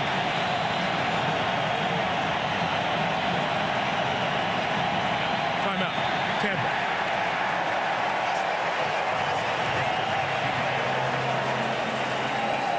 That's a good job by Gradkowski. Take the timeout. Momentum is starting to shift. Carolina's starting to get a little bit of energy. The crowd's going crazy. You don't want to rush it all the way down to the wire. You take your time. Settle yourself down. He's had a tough night. He's thrown the ball not very well deep. Looks out to the left, hangs the ball up down the field to Joey Galloway. It's a late throw. Ken Lucas makes the interception. Now he comes back same side of the field. This time Sean Williams gets over. The ball's inside. And then Chris Draft knocks it away from him, which Julius Peppers, who seems to be always around the ball, whether the quarterback has it in his hands or not, makes the recovery. You know, I'm watching Gruden on the sideline with Gradkowski and all those yelling and argumentative moments. Gradkowski told us last night that his dad was really tough on him. When he was a baseball pitcher and would throw some balls on a walk, his dad would yell at him and say, take a deep breath and throw a strike. So he's used to being berated as the pitcher. Trying to pitch a strike on third down. Knocked down. Incomplete.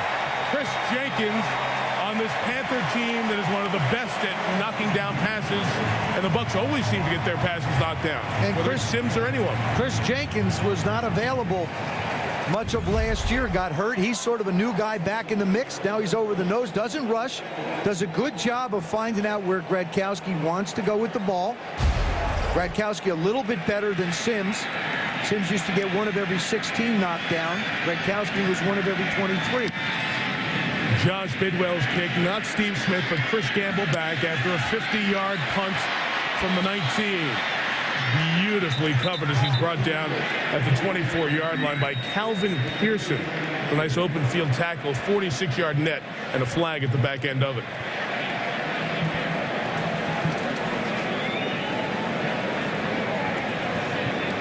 During the return, illegal block in the back. Receiving team number 88. 10-yard penalty. Carolina keeps the ball. First down. Chris Jenkins in warm-ups. This is before the game. They used their hands. See how just getting rid of that offensive lineman trying to come at you. Working on your quickness. So you think that's for football and not to become it is. Now there's the same movements up against John Wade and Dan Benning. Same kind of movements. Yeah, many linemen over the years have used martial arts classes and techniques to help that hand fighting inside, and very effective for Jenkins, who, as Joe mentioned, has missed the better part of the last couple of years with injury.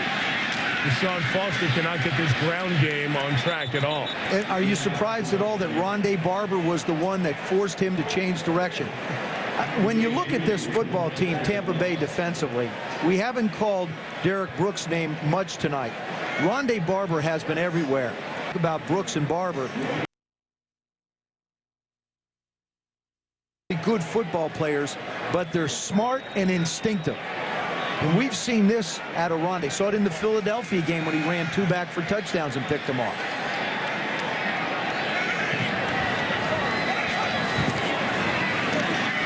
Foster, one of the better runs of the night for the Panthers.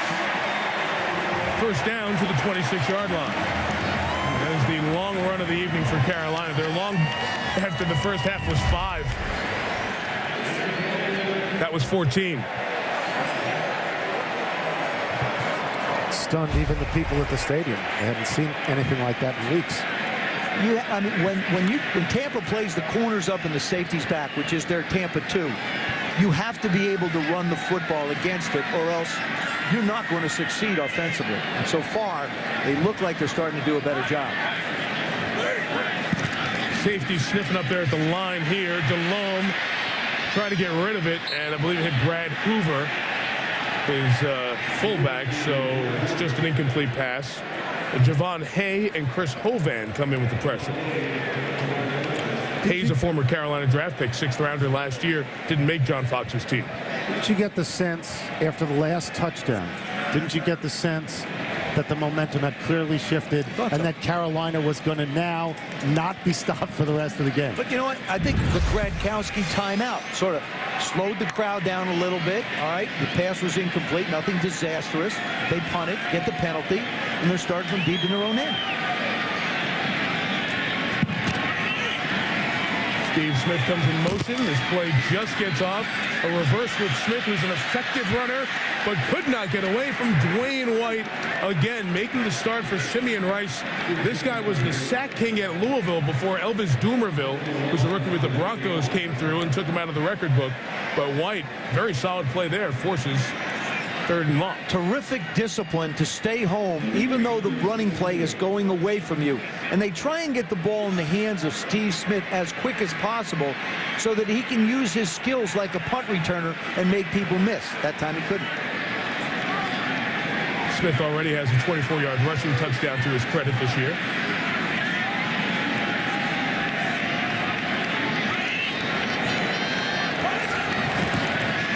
Third and 17. D'Angelo Williams with a flag down is down shy of the 30-yard line. And if it's on the Panthers, the Bucs will decline it. It's going to be holding against the Panthers. Holding. Offense number 69. Penalties decline. 4th down. So Monty Kiffin's defense gets the job done.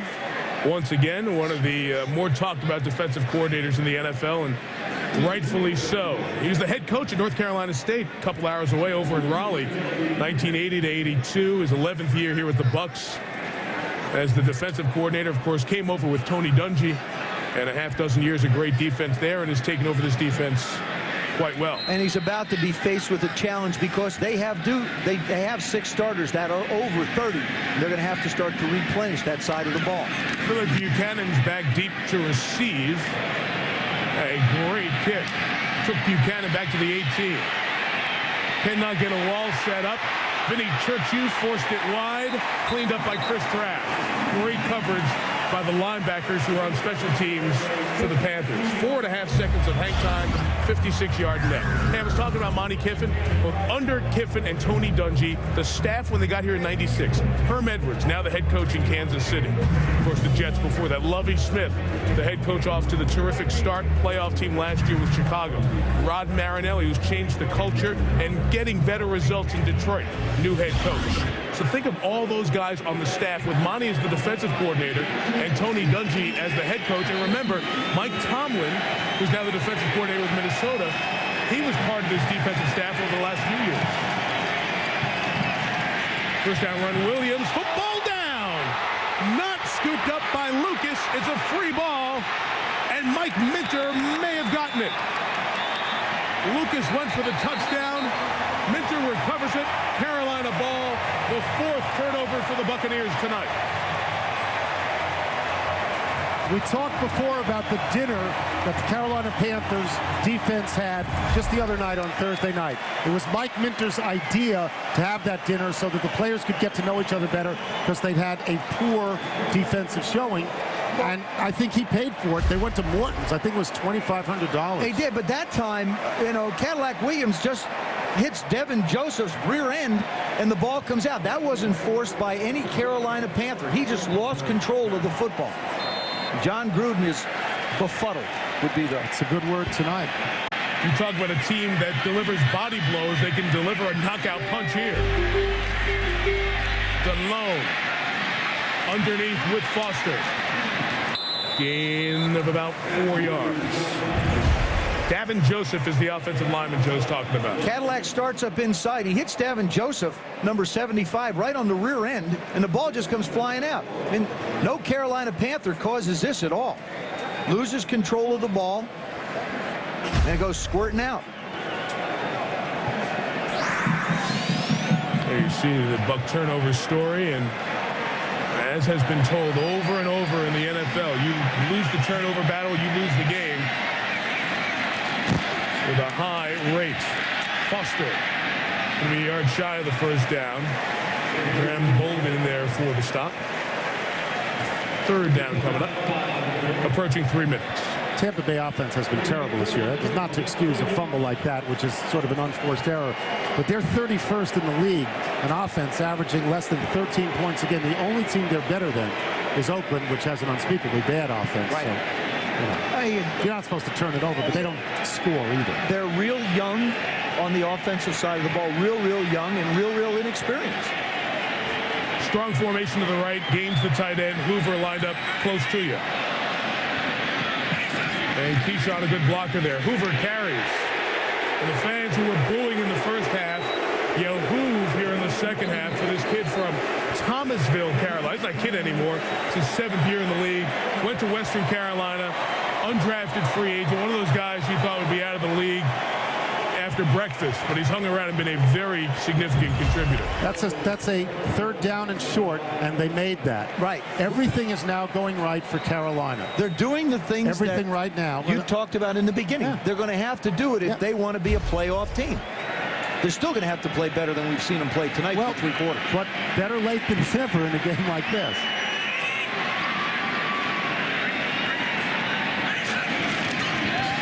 Hoover again. Touchdown. Carolina. His first of the year.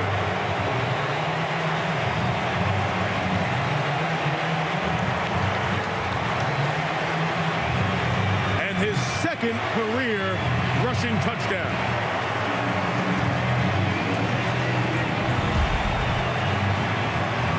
Just a nice job of blocking inside by that offensive line. Evan Mathis, Mike Wall. Good job of clearing out. The Bucs tried to come up the middle, and they just cleared them out. His first rushing touchdown coming in 2000 on Monday Night Football against Green Bay. Casey adds the extra point. 17-7 Carolina. Big night here. Of course, a huge football game on Saturday. Here's Brent Musburger. A century so young already has its game, courtesy of an age-old rivalry. They always meet this time of year, but never before like this. 1 and 2, a dream on the line, and America on the edge of its seat. Carve it in stone. That's where it belongs. November 18th, 2006, Michigan and Ohio State. And we're going to back our coverage up a half hour. Coverage is going to begin at 2:30 Eastern time now. College game day, of course, at 10 a.m. from Columbus. What a scene it'll be. The old horseshoe on the banks of the Olentangy for Ohio State and Michigan. And Hoover, who scored that touchdown, by the way, when he got his first NFL start in his rookie year of 2000, he was in for the injured Tim Biakabutuka. Remember him? He was the Panthers' leading running back in 2000, and he had one of the great games in Michigan-Ohio State history. Who you like, Mike? In that game? Yep. Joe, I live in Ann Arbor. Okay. What am I going to say? It'll be a great game, without question. Returned to the 29 by Michael Pittman. Here is what former Buckeye Joey Galloway thinks about Saturday's showdown. When you talk about the Ohio State-Michigan game, when you go back to Bo Schembechler and Woody Hayes, I think it starts there. And then you just come up through the years, all the great names, all the great players that have played in the game. It is the game in college football. Have you been to one? No, I usually go to Notre Dame USC. I know. I'm sorry. Another one of the great rivalries. No, I know. No, they're great rivalries. I have not been. I've never been. I've not, and always wanted to go to it. I always wanted to. Yeah, it's one of a kind. I was at the 100th. I've been a couple. It's one of a kind. What a day it'll be Saturday on ABC. Gradkowski, who played his college ball at Toledo in Ohio, incomplete for Williams and a flag down. It's all going wrong now for Tampa Bay. Can't hold the ball, can't complete passes. Offense number 65. 10-yard penalty. Repeat first down. You can see it in Gruden's face, though you can see that in Gruden's face just about any time in the game. The jeopardy for Carolina is just 1:40 away because they'll take a lead into the fourth quarter. Again, where they have, I think it's 3 blown saves so far this year. Out of 7. 7 of 8 games lead into the fourth quarter. Yep. Blown saves. You like that term? No. Oh, come on. What, you're going to start calling them holds like middle relievers? My gosh. There's enough silly cockamamie names for baseball stats. 1st and 20 after the trip on the rookie tackle Trueblood, guarding Julius Peppers. Another flag. Gradkowski running for 4. He slid, but I shouldn't use that because it's a baseball term. Well, if you want to start tracking them he went to the ground. Thank you. There you go. Personal foul. Face mask. Defense number 99. 15-yard penalty. Automatic. First down. Ma'ake Kemoyatu out of Utah. That was mistakes by Carolina against Tampa Bay's offense is really the only thing that they've had going for them tonight. Tampa Bay. I mean, that's the only way they can gain yards.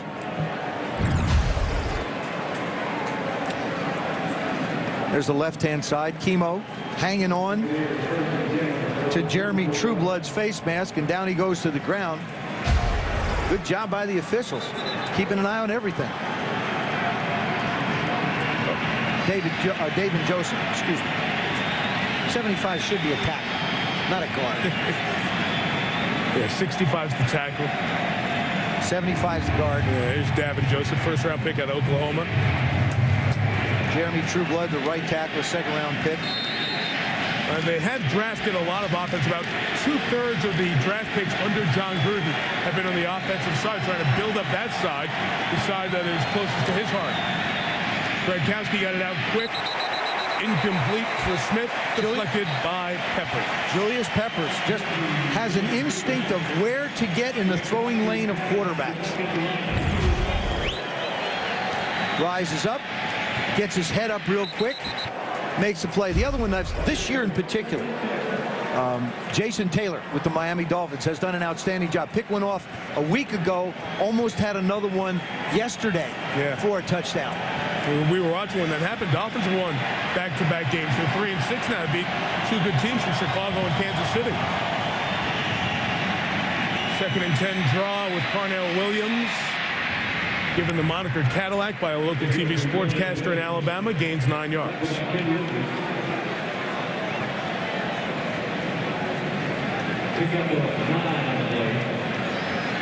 When you watch the Tampa Bay Buccaneers huddle up, they're just, it just doesn't look that organized. They do a lot of stuff. The guys don't really walk back to one spot, set up where you want to go.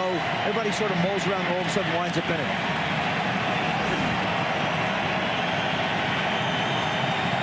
Need to stop the Tide with the first down here. Allstott blocking, Williams left, fighting, denied. Chris Draft, Niall Diggs. Now, if you're John Gruden, do you think about going for it here? I mean, really?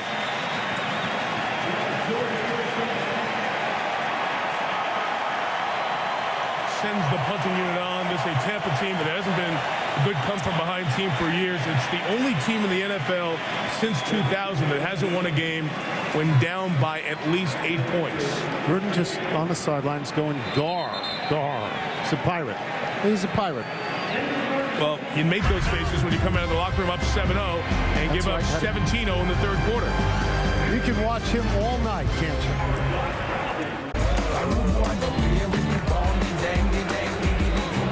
Off we go to the fourth quarter from uptown Charlotte, North Carolina. Panthers trying to get to 5-4 and within a game of the lead in the NFC South, leading Tampa Bay 17-7. Mike Tirico, Joe Theismann, Tony Kornheiser, Susie Culver, Michelle Tafoya. Glad you're with us on a Monday night. The quarter begins with a Josh Bidwell punt that is fair caught with a flag down at the 8-yard line. Chris Gamble making the catch. And we'll check the flag with Bill Vinovich, our referee. After the Panthers outscored the Bucs 17-0 in the third. Tampa blew some opportunities in the first half. During the kick, holding, receiving team number 31. After this is the goal, Carolina keeps the ball. Third special teams penalty on Richard Marshall, the cornerback tonight. It's a very, very good quarter for Carolina to score 17 points. Again, you mentioned the jeopardy when they go into the fourth quarter. They've had leads in 7 of 8 games. 3 times this year they haven't been able to keep those leads. Their coach, John Fox, said, closing games is the most important thing to me. We're capable. It's not like we choke. Okay. What he's saying is that don't blame us. Don't say we're a bad team. Don't say we're choking dogs. Give us another chance. Maybe we can close this one out. But you got to be very nervous if you're Carolina going into the fourth quarter with a lead, because so many times in crunch time you failed. And they come out with D'Angelo Williams as their running back here inside the 5, and he loses a yard very quickly. Julian Jenkins, the rookie 5th-round draft pick out of Stanford, that's his 3rd nice play tonight. Well, you have to wonder, Tony. In their minds, they have to wonder, if something goes wrong here, oh my goodness, here we go again. Yes. Now, Tampa Bay came back from a 17-point deficit in the first meeting of this, and Carolina had to win it with a field goal at the end, 26-24.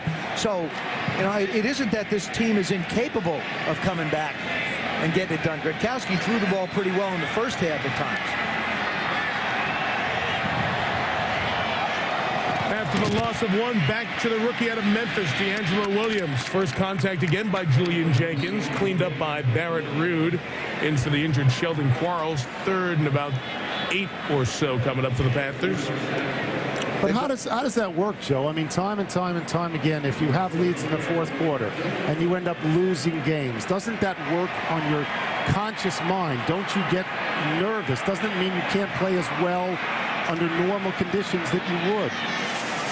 If something happened as the quarter went on, it would wear on your mind. Right now, you've just come out of a bye and say, okay, that was behind us. This is a whole new second half of the season. Forget about it. Play action, Delhomme to Hoover to the 12, punt. Again, they cannot convert third downs.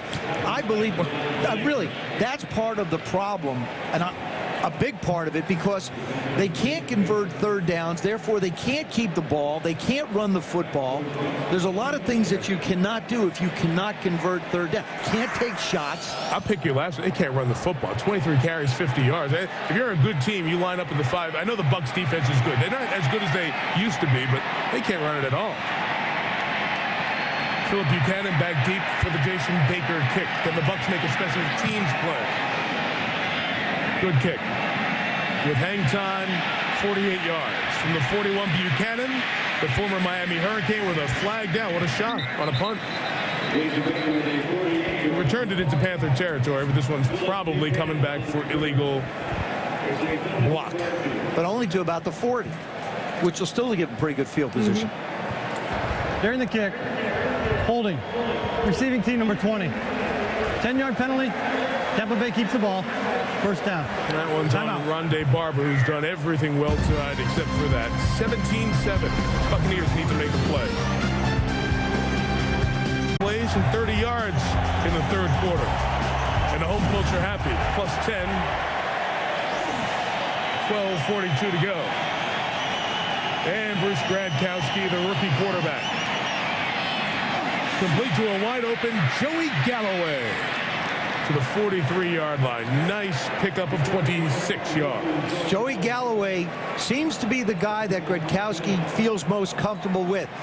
Joey Galloway was the first one to sort of open up his arms to Gradkowski when he got into town. Does a nice job of reading around. Galloway just settles right around the linebacker. Come on in, get to the second level. Now start using that speed of yours. A lot of guys have felt comfortable throwing to Galloway. He's never had a stud quarterback. One guy, it's been a whole bunch of guys, essentially. Nobody's, he's caught over 100 from. Play action, Gradkowski back to him. Galloway with that reception joins the top 50 all-time in NFL history. 583 receptions, first down. One of the things that Bruce Gradkowski does very well is play action fake. Creates the opportunity, forces the linebackers and safeties to come up, gives Joey Galloway a chance to get in the middle of the football field with no one around him. First two completions of the half. Plays in 26 and 19. And all of a sudden, little angst. Yeah, he gets to creep in. Gradkowski, nothing open, taking off. Got some blocks, got to the 18-yard line in the red zone. Susie Culver. Well, Mike, this week I asked Joey Galloway how he could remain so consistent when it seemed like everything else around him was falling apart. It turns out the thing he worked on in the offseason was that consistency. To not let the situation dictate that whether you're up by 30 or down by 30, you run routes just the same way. And he said you have to be really honest with yourself when you're watching film. You have to be able to look and say, I know I can improve. And even today, he's still trying to improve every week. And make all those quarterbacks better. You saw it, Susie. 16 different players have completed passes. Quincy Carter has thrown the most completions to Galloway. Gives you an example that he can do it no matter who's getting it to him. Carnell Williams, the first down to the 13-yard line. I hate to piggyback on Susie's point real quick. Joe, what an appreciation for a guy who turns 35 next Tuesday. Still works with that Dave Kennedy plan. He's the strength and conditioning guy who was at Ohio State, then Nebraska, and he works with Eddie George in his past days, Orlando Pace, Springs, Vrabel, all those guys. And John Gruden appreciates and understands Joey's 12 years. He only works 1.5 days a week. So he works Wednesday and a little bit on Thursday, so he saves his legs. That makes it a little difficult for Gradkowski to get on the same page with him when he's throwing those deep passes, too, because you don't get a chance to work as much as other guys. Power formation, first and 10. They'll throw out of this look to Allstott. Couldn't hang on. Incomplete.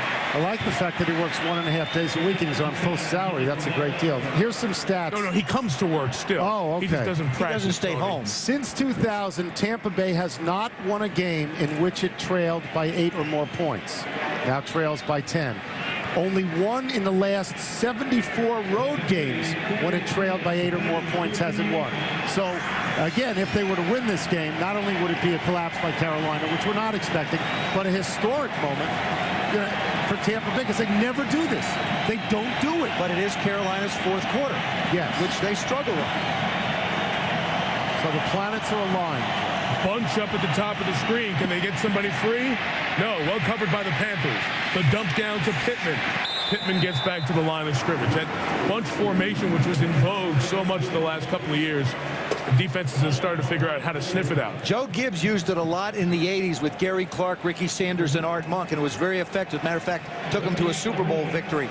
But what happens now is because defenses put so much pressure, you line receivers up to one side, they're just going to bring pressure in your face and not give you a chance to allow the routes to develop.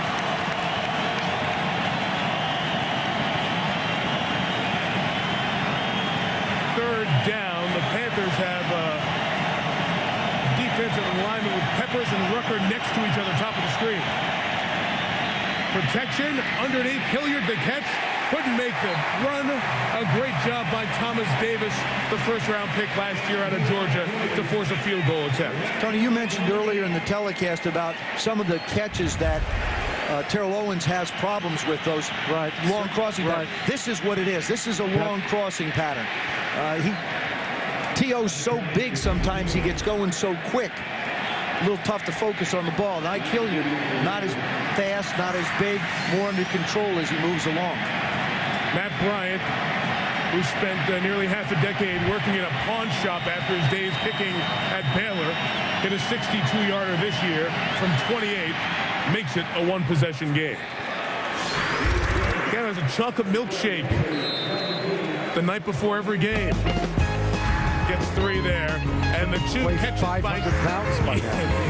by Gallo, fewer points, tying the most for a week in league history, and we're sitting on a one-possession game right now. The Carolina lead is 7 as Matt Bryant kicks it off. Short kick that D'Angelo Williams brings back only to the 27-yard line, led by Antoine Cash. And Torrey Cox, the Bucs cover. Pressure on the Panthers offense, and Delhomme. They haven't had a running game here tonight. Scored a touchdown. Keyshawn Johnson fumbled, but a 17-point third quarter by the Panthers. Both of their touchdowns coming after fumbles by Tampa. They gave the Panthers the ball on the Tampa half of the field. Bryant just added the field goal, 7-point game, 8.5 in regulation.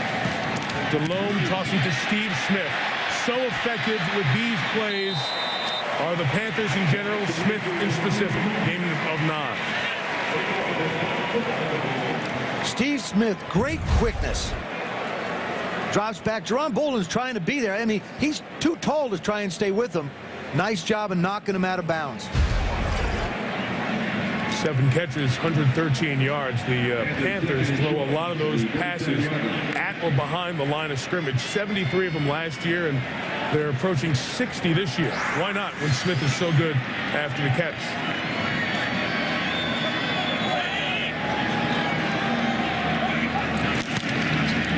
Brad Hoover gets the short yard. First down, Carolina. Jake Delhomme has had a much better second half throwing the football. This time they get Jerron Bolden one-on-one with Steve Smith. You just hang the ball up in the air. Perfectly thrown. The trajectory is what really makes this. And now when he gets down around the goal line, Keyshawn, because of his size, because of his ability to be able to get away from defenders, gets the touchdown. And gaining more yardage on his throws here in the second half. Got lucky that it wasn't 2 interceptions. Could have had one going back the other way in that first half. Save right, come left. Tight end Michael Gaines, 6th catch of the year. Gaines banged by Phillips, held by Brooks.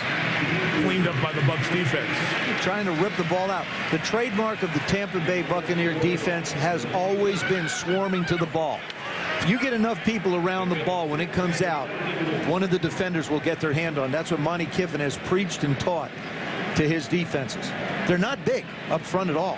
I mean, size-wise, barely anybody over 300. Warren Sapp was one of those unusual guys who was. But in this defense, you always need front 4 pressure, and they have no sacks tonight. It's been part of their story this year. Didn't have any sacks against the New Orleans Saints last week either. And have 12 through almost 9 weeks. Second and 4, Keyshawn on the long handoff. It's essentially what it is. First down. That's what's so confusing to me about why their third down percentage is so awful because Keyshawn and Steve Smith, it would seem, you could always get the ball to them from any place on the field, and they'd be able to gain. Keyshawn is so big, just leaning forward, he's going to gain 3 yards. It would seem so, but as an example, 2 weeks ago against the Dallas Cowboys, they dropped 5 balls, 4 of them in the second half, third downs. They just weren't able to convert. Now, this is the perfect opportunity to take a shot down the field.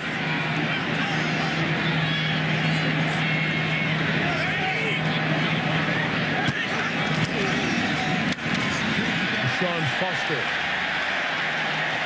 Good hard runner, one of their better runs of the night, 8 yards. SportsCenter 30-30. Here's Bill Pito. All right, Mike, former Miami Hurricanes and Cleveland Browns coach Butch Davis is returning to the sidelines, going to North Carolina. He'll replace John Bunting, who is done at the end of the year. Jason Campbell is the Redskins' new starting quarterback, replacing the bench Mark Brunell. Inactive for all 25 games of his pro career, Campbell starts next week against the Bucs. Next SportsCenter after Monday Night Football. Okay, Billy, thank you. They're excited 2.5 hours away from here driving over to Chapel Hill. Butch Davis on campus is the new head coach of the Tar Heels. Second in a couple. Hoover. So for his runs tonight, Brad Hoover, who only had 3 carries coming into tonight, has 3 first downs and a touchdown for his 5 carries on the evening. Like one of the things we talked about regarding Tampa Bay and the fact that they're not big, but they're quick defensively up front. When you get them into the fourth quarter and you can run the football against them, the size of offensive lines wears them down. People have run the football so much better against Tampa Bay late in games than they have early. Be a first for Carolina if they could actually run in the fourth quarter. They haven't done it all year. Yeah. Unusual for them to do well in the fourth quarter. D'Angelo Williams fumbled earlier, gets to the 35. Obviously, we're now inside of 4 minutes, so the Buccaneers have to be very careful here about trying to stop the Panthers and getting the ball back in their hands. Inside of 4 minutes leads to something that Jake Delhomme told us the other day, where he said, and I quote, "The last 4 minutes of the game is what this league is all about. We've had chances. We've led in every fourth quarter since the first game. We just haven't gotten it done." As you saw from that earlier graphic, so many games decided by 1 possession yesterday that maybe it is for Carolina, as with most of the league, a 4-minute lead. If they close them out here, that's an enormous psychological, emotional boost for Carolina. Delhomme to the air to Steve Smith, breaking free. Carolina touchdown. Steve Smith. Threw the ball into the stands, probably going to find a garbage can for himself. I think he's okay. I think he's over that. It's okay now. I think he's over that now. So you've seen that. Now you've seen in the second half pretty much the best of what Carolina has and why people think they could be a Super Bowl team. They've been good on defense, explosive on offense with Keyshawn and Steve Smith. He doesn't even put a move on Rondé Barber. Rondé Barber's looking for help. This is a case where the defense just doesn't have the ability to communicate. That's Kelvin Pearson, number 39, trying to come over, and he's a second-year guy. In as a sub, Casey adds the extra point. So this Tampa 2 defense with the 2 safeties, Steve Smith has eaten it up. That makes 4 consecutive games. He's gone over 100 yards against the Bucs. 149 and a touchdown tonight. With those both hamstrings bothering him, he now has 780 yards this year. That's 4th in the NFL, spotting everybody else 2 games. Marcus Colston of New Orleans leads the league in receiving yards with 869. Yeah, but Steve missed 2. Torrey Cox returns to the 30-yard line. This is what happens when you get a blown coverage. What's going to happen is you got the corner up. That's Rondé Barber. Then you got Jermaine Phillips. He's right here. And then Kelvin Pearson. He's over there. This one comes flying up. He goes flying back. And nobody's on Steve Smith going down the field. Rondé pulls up. Steve Smith just keeps on running. Kelvin Pearson cannot get over. And that was mass confusion in the secondary. And what happens when you get mass confusion in the secondary? 6 points go up on the board for the other team. And then you try and throw it out of the stadium. And there you see the frustration of this Bucs defense that hung in there and played well, given a short field a couple of times and couldn't do anything with it. So the Bucs with a couple of timeouts trying to get something going. Alex Smith gets it. There'll be no huddle here inside of 3 minutes. This Tampa team that is 2-6 and facing as arduous a schedule as you will ever see. 3 games in 11 days, 2 of them coming on the road. After this great catch, Galloway to the 45-yard line. You talk about the schedule that's upcoming. The schedule they'd had already: Baltimore, Atlanta, Carolina, New Orleans, Cincinnati, Philadelphia, the Giants, New Orleans again. Yeah, enough. Going into Sunday's games, they were 41-23. Those teams, they've played the hardest schedule in the NFL this year. Some of the best defense.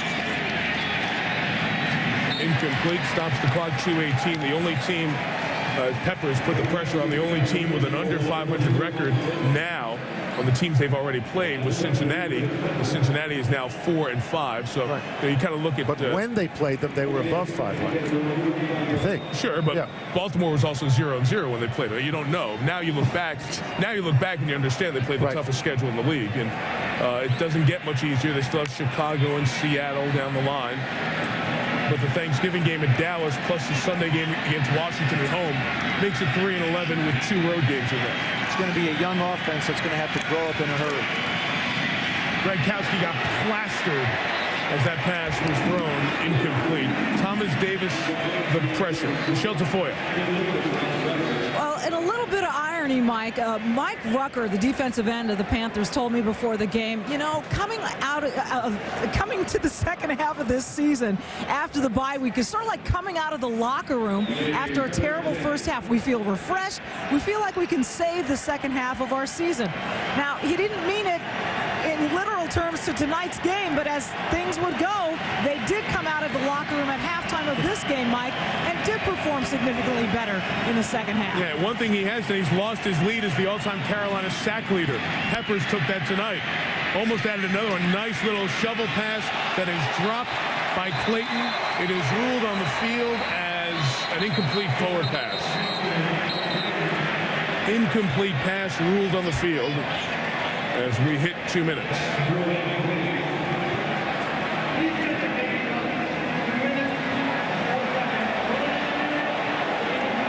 So the referee tells everyone it's incomplete, and they put some time back on the clock, so we're just shy of a 2-minute warning here.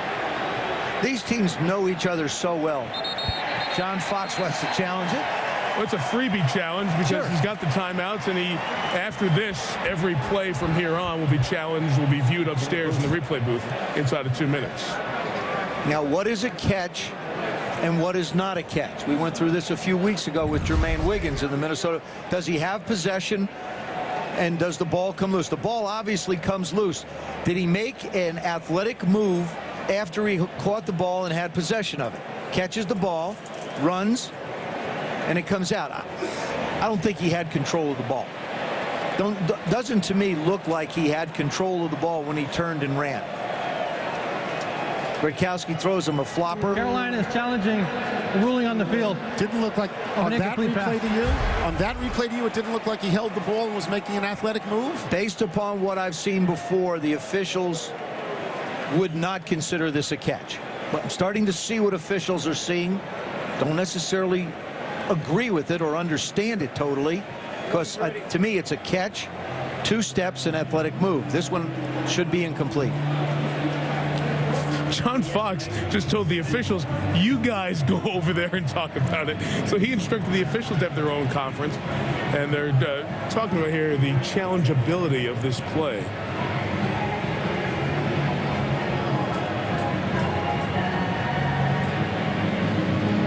Now, the play was ruled incomplete here, so can Carolina actually come up with the ball? Because you had the possession there and then the drop. With what you've seen, does anybody know the rules? Yes, they do. They're just so coaches, complex. Right, that's what I'm saying. A lot of times coaches challenge things that you by can't rule. challenge. The ruling on the field is an incomplete pass. Therefore, the defense cannot get the ball. Therefore, Carolina has decided not to challenge the ruling on the field. 4th down. Right. you can't take an incomplete pass and make it complete by challenge from the defensive side. What's happening is the challenge flag has become a 20-minute timeout in basketball. 22nd. I'm sorry, 20 minutes. Second half felt like it's 20 minutes.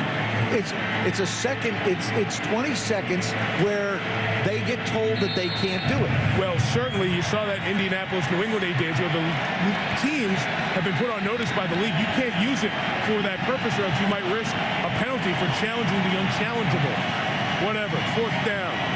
Got to keep the game alive on this play. And Julius Peppers comes up with his 3rd sack of the night to close business in all likelihood in this one. Jermaine challenge the unchallengeable, and you can only dream the impossible dream at this point. Jermaine Trueblood is living a nightmare. Gronkowski wants a dream. That's not in his dreams. So, guys, the Panthers are going to take over here, just take a few knees, get out of here. They will go to 5-4 and only be 1 game out in the NFC South. 3rd best record in the NFC. Right? They really needed this. They had the bye week. They needed to beat this team. They needed to justify why people thought they were a very good team. Not to those people, but to themselves. They managed to get 207 yards in the second half. Yeah, 24 points. Nice moment there as Jeremy Trueblood was being talked to by the coaches with 3 sacks given up to Julius Peppers tonight. D'Angelo Williams runs it for the 1st down to the 20-yard line. Well, we mentioned the Panthers get to 5-4. Here are their remaining 7. The Rams at the Redskins. We'll see them on a Monday night in Philadelphia. Boy, that game could have a lot on the line. The Giants, the Steelers, who are starting to look much more like the Steelers we expected. And then the last 2 division games on the road.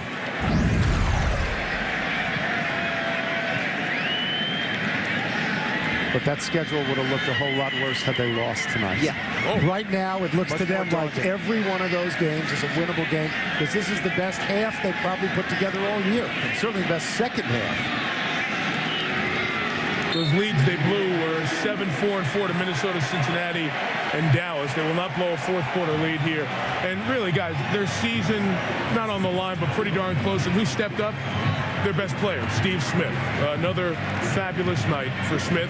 And the guys we talked about in the open, we talked about in the beginning. They have 2 guys, one on each side of the ball, who you might consider among the best in the league on those sides of the ball. There's Steve, 4th consecutive 100-yard game against the Bucs. And Peppers had a career-high equaling 3-sack game. Peppers was saying when it comes to crunch time, we're not getting it done. I don't know what it is. We're not finishing games. Well, here's a game they finished. And the thing about Steve Smith is, as teams look at him, you cannot allow him to be the impact player that he's been. Now, it's easy for you to say. Last year he had 103. You put somebody on his nose, you put somebody behind him, and you play with 9 someplace else. Carolina sweeps the Buccaneers, winning both games by 2 in Tampa, here by 14. They've beaten the Bucs 7 in their last 8.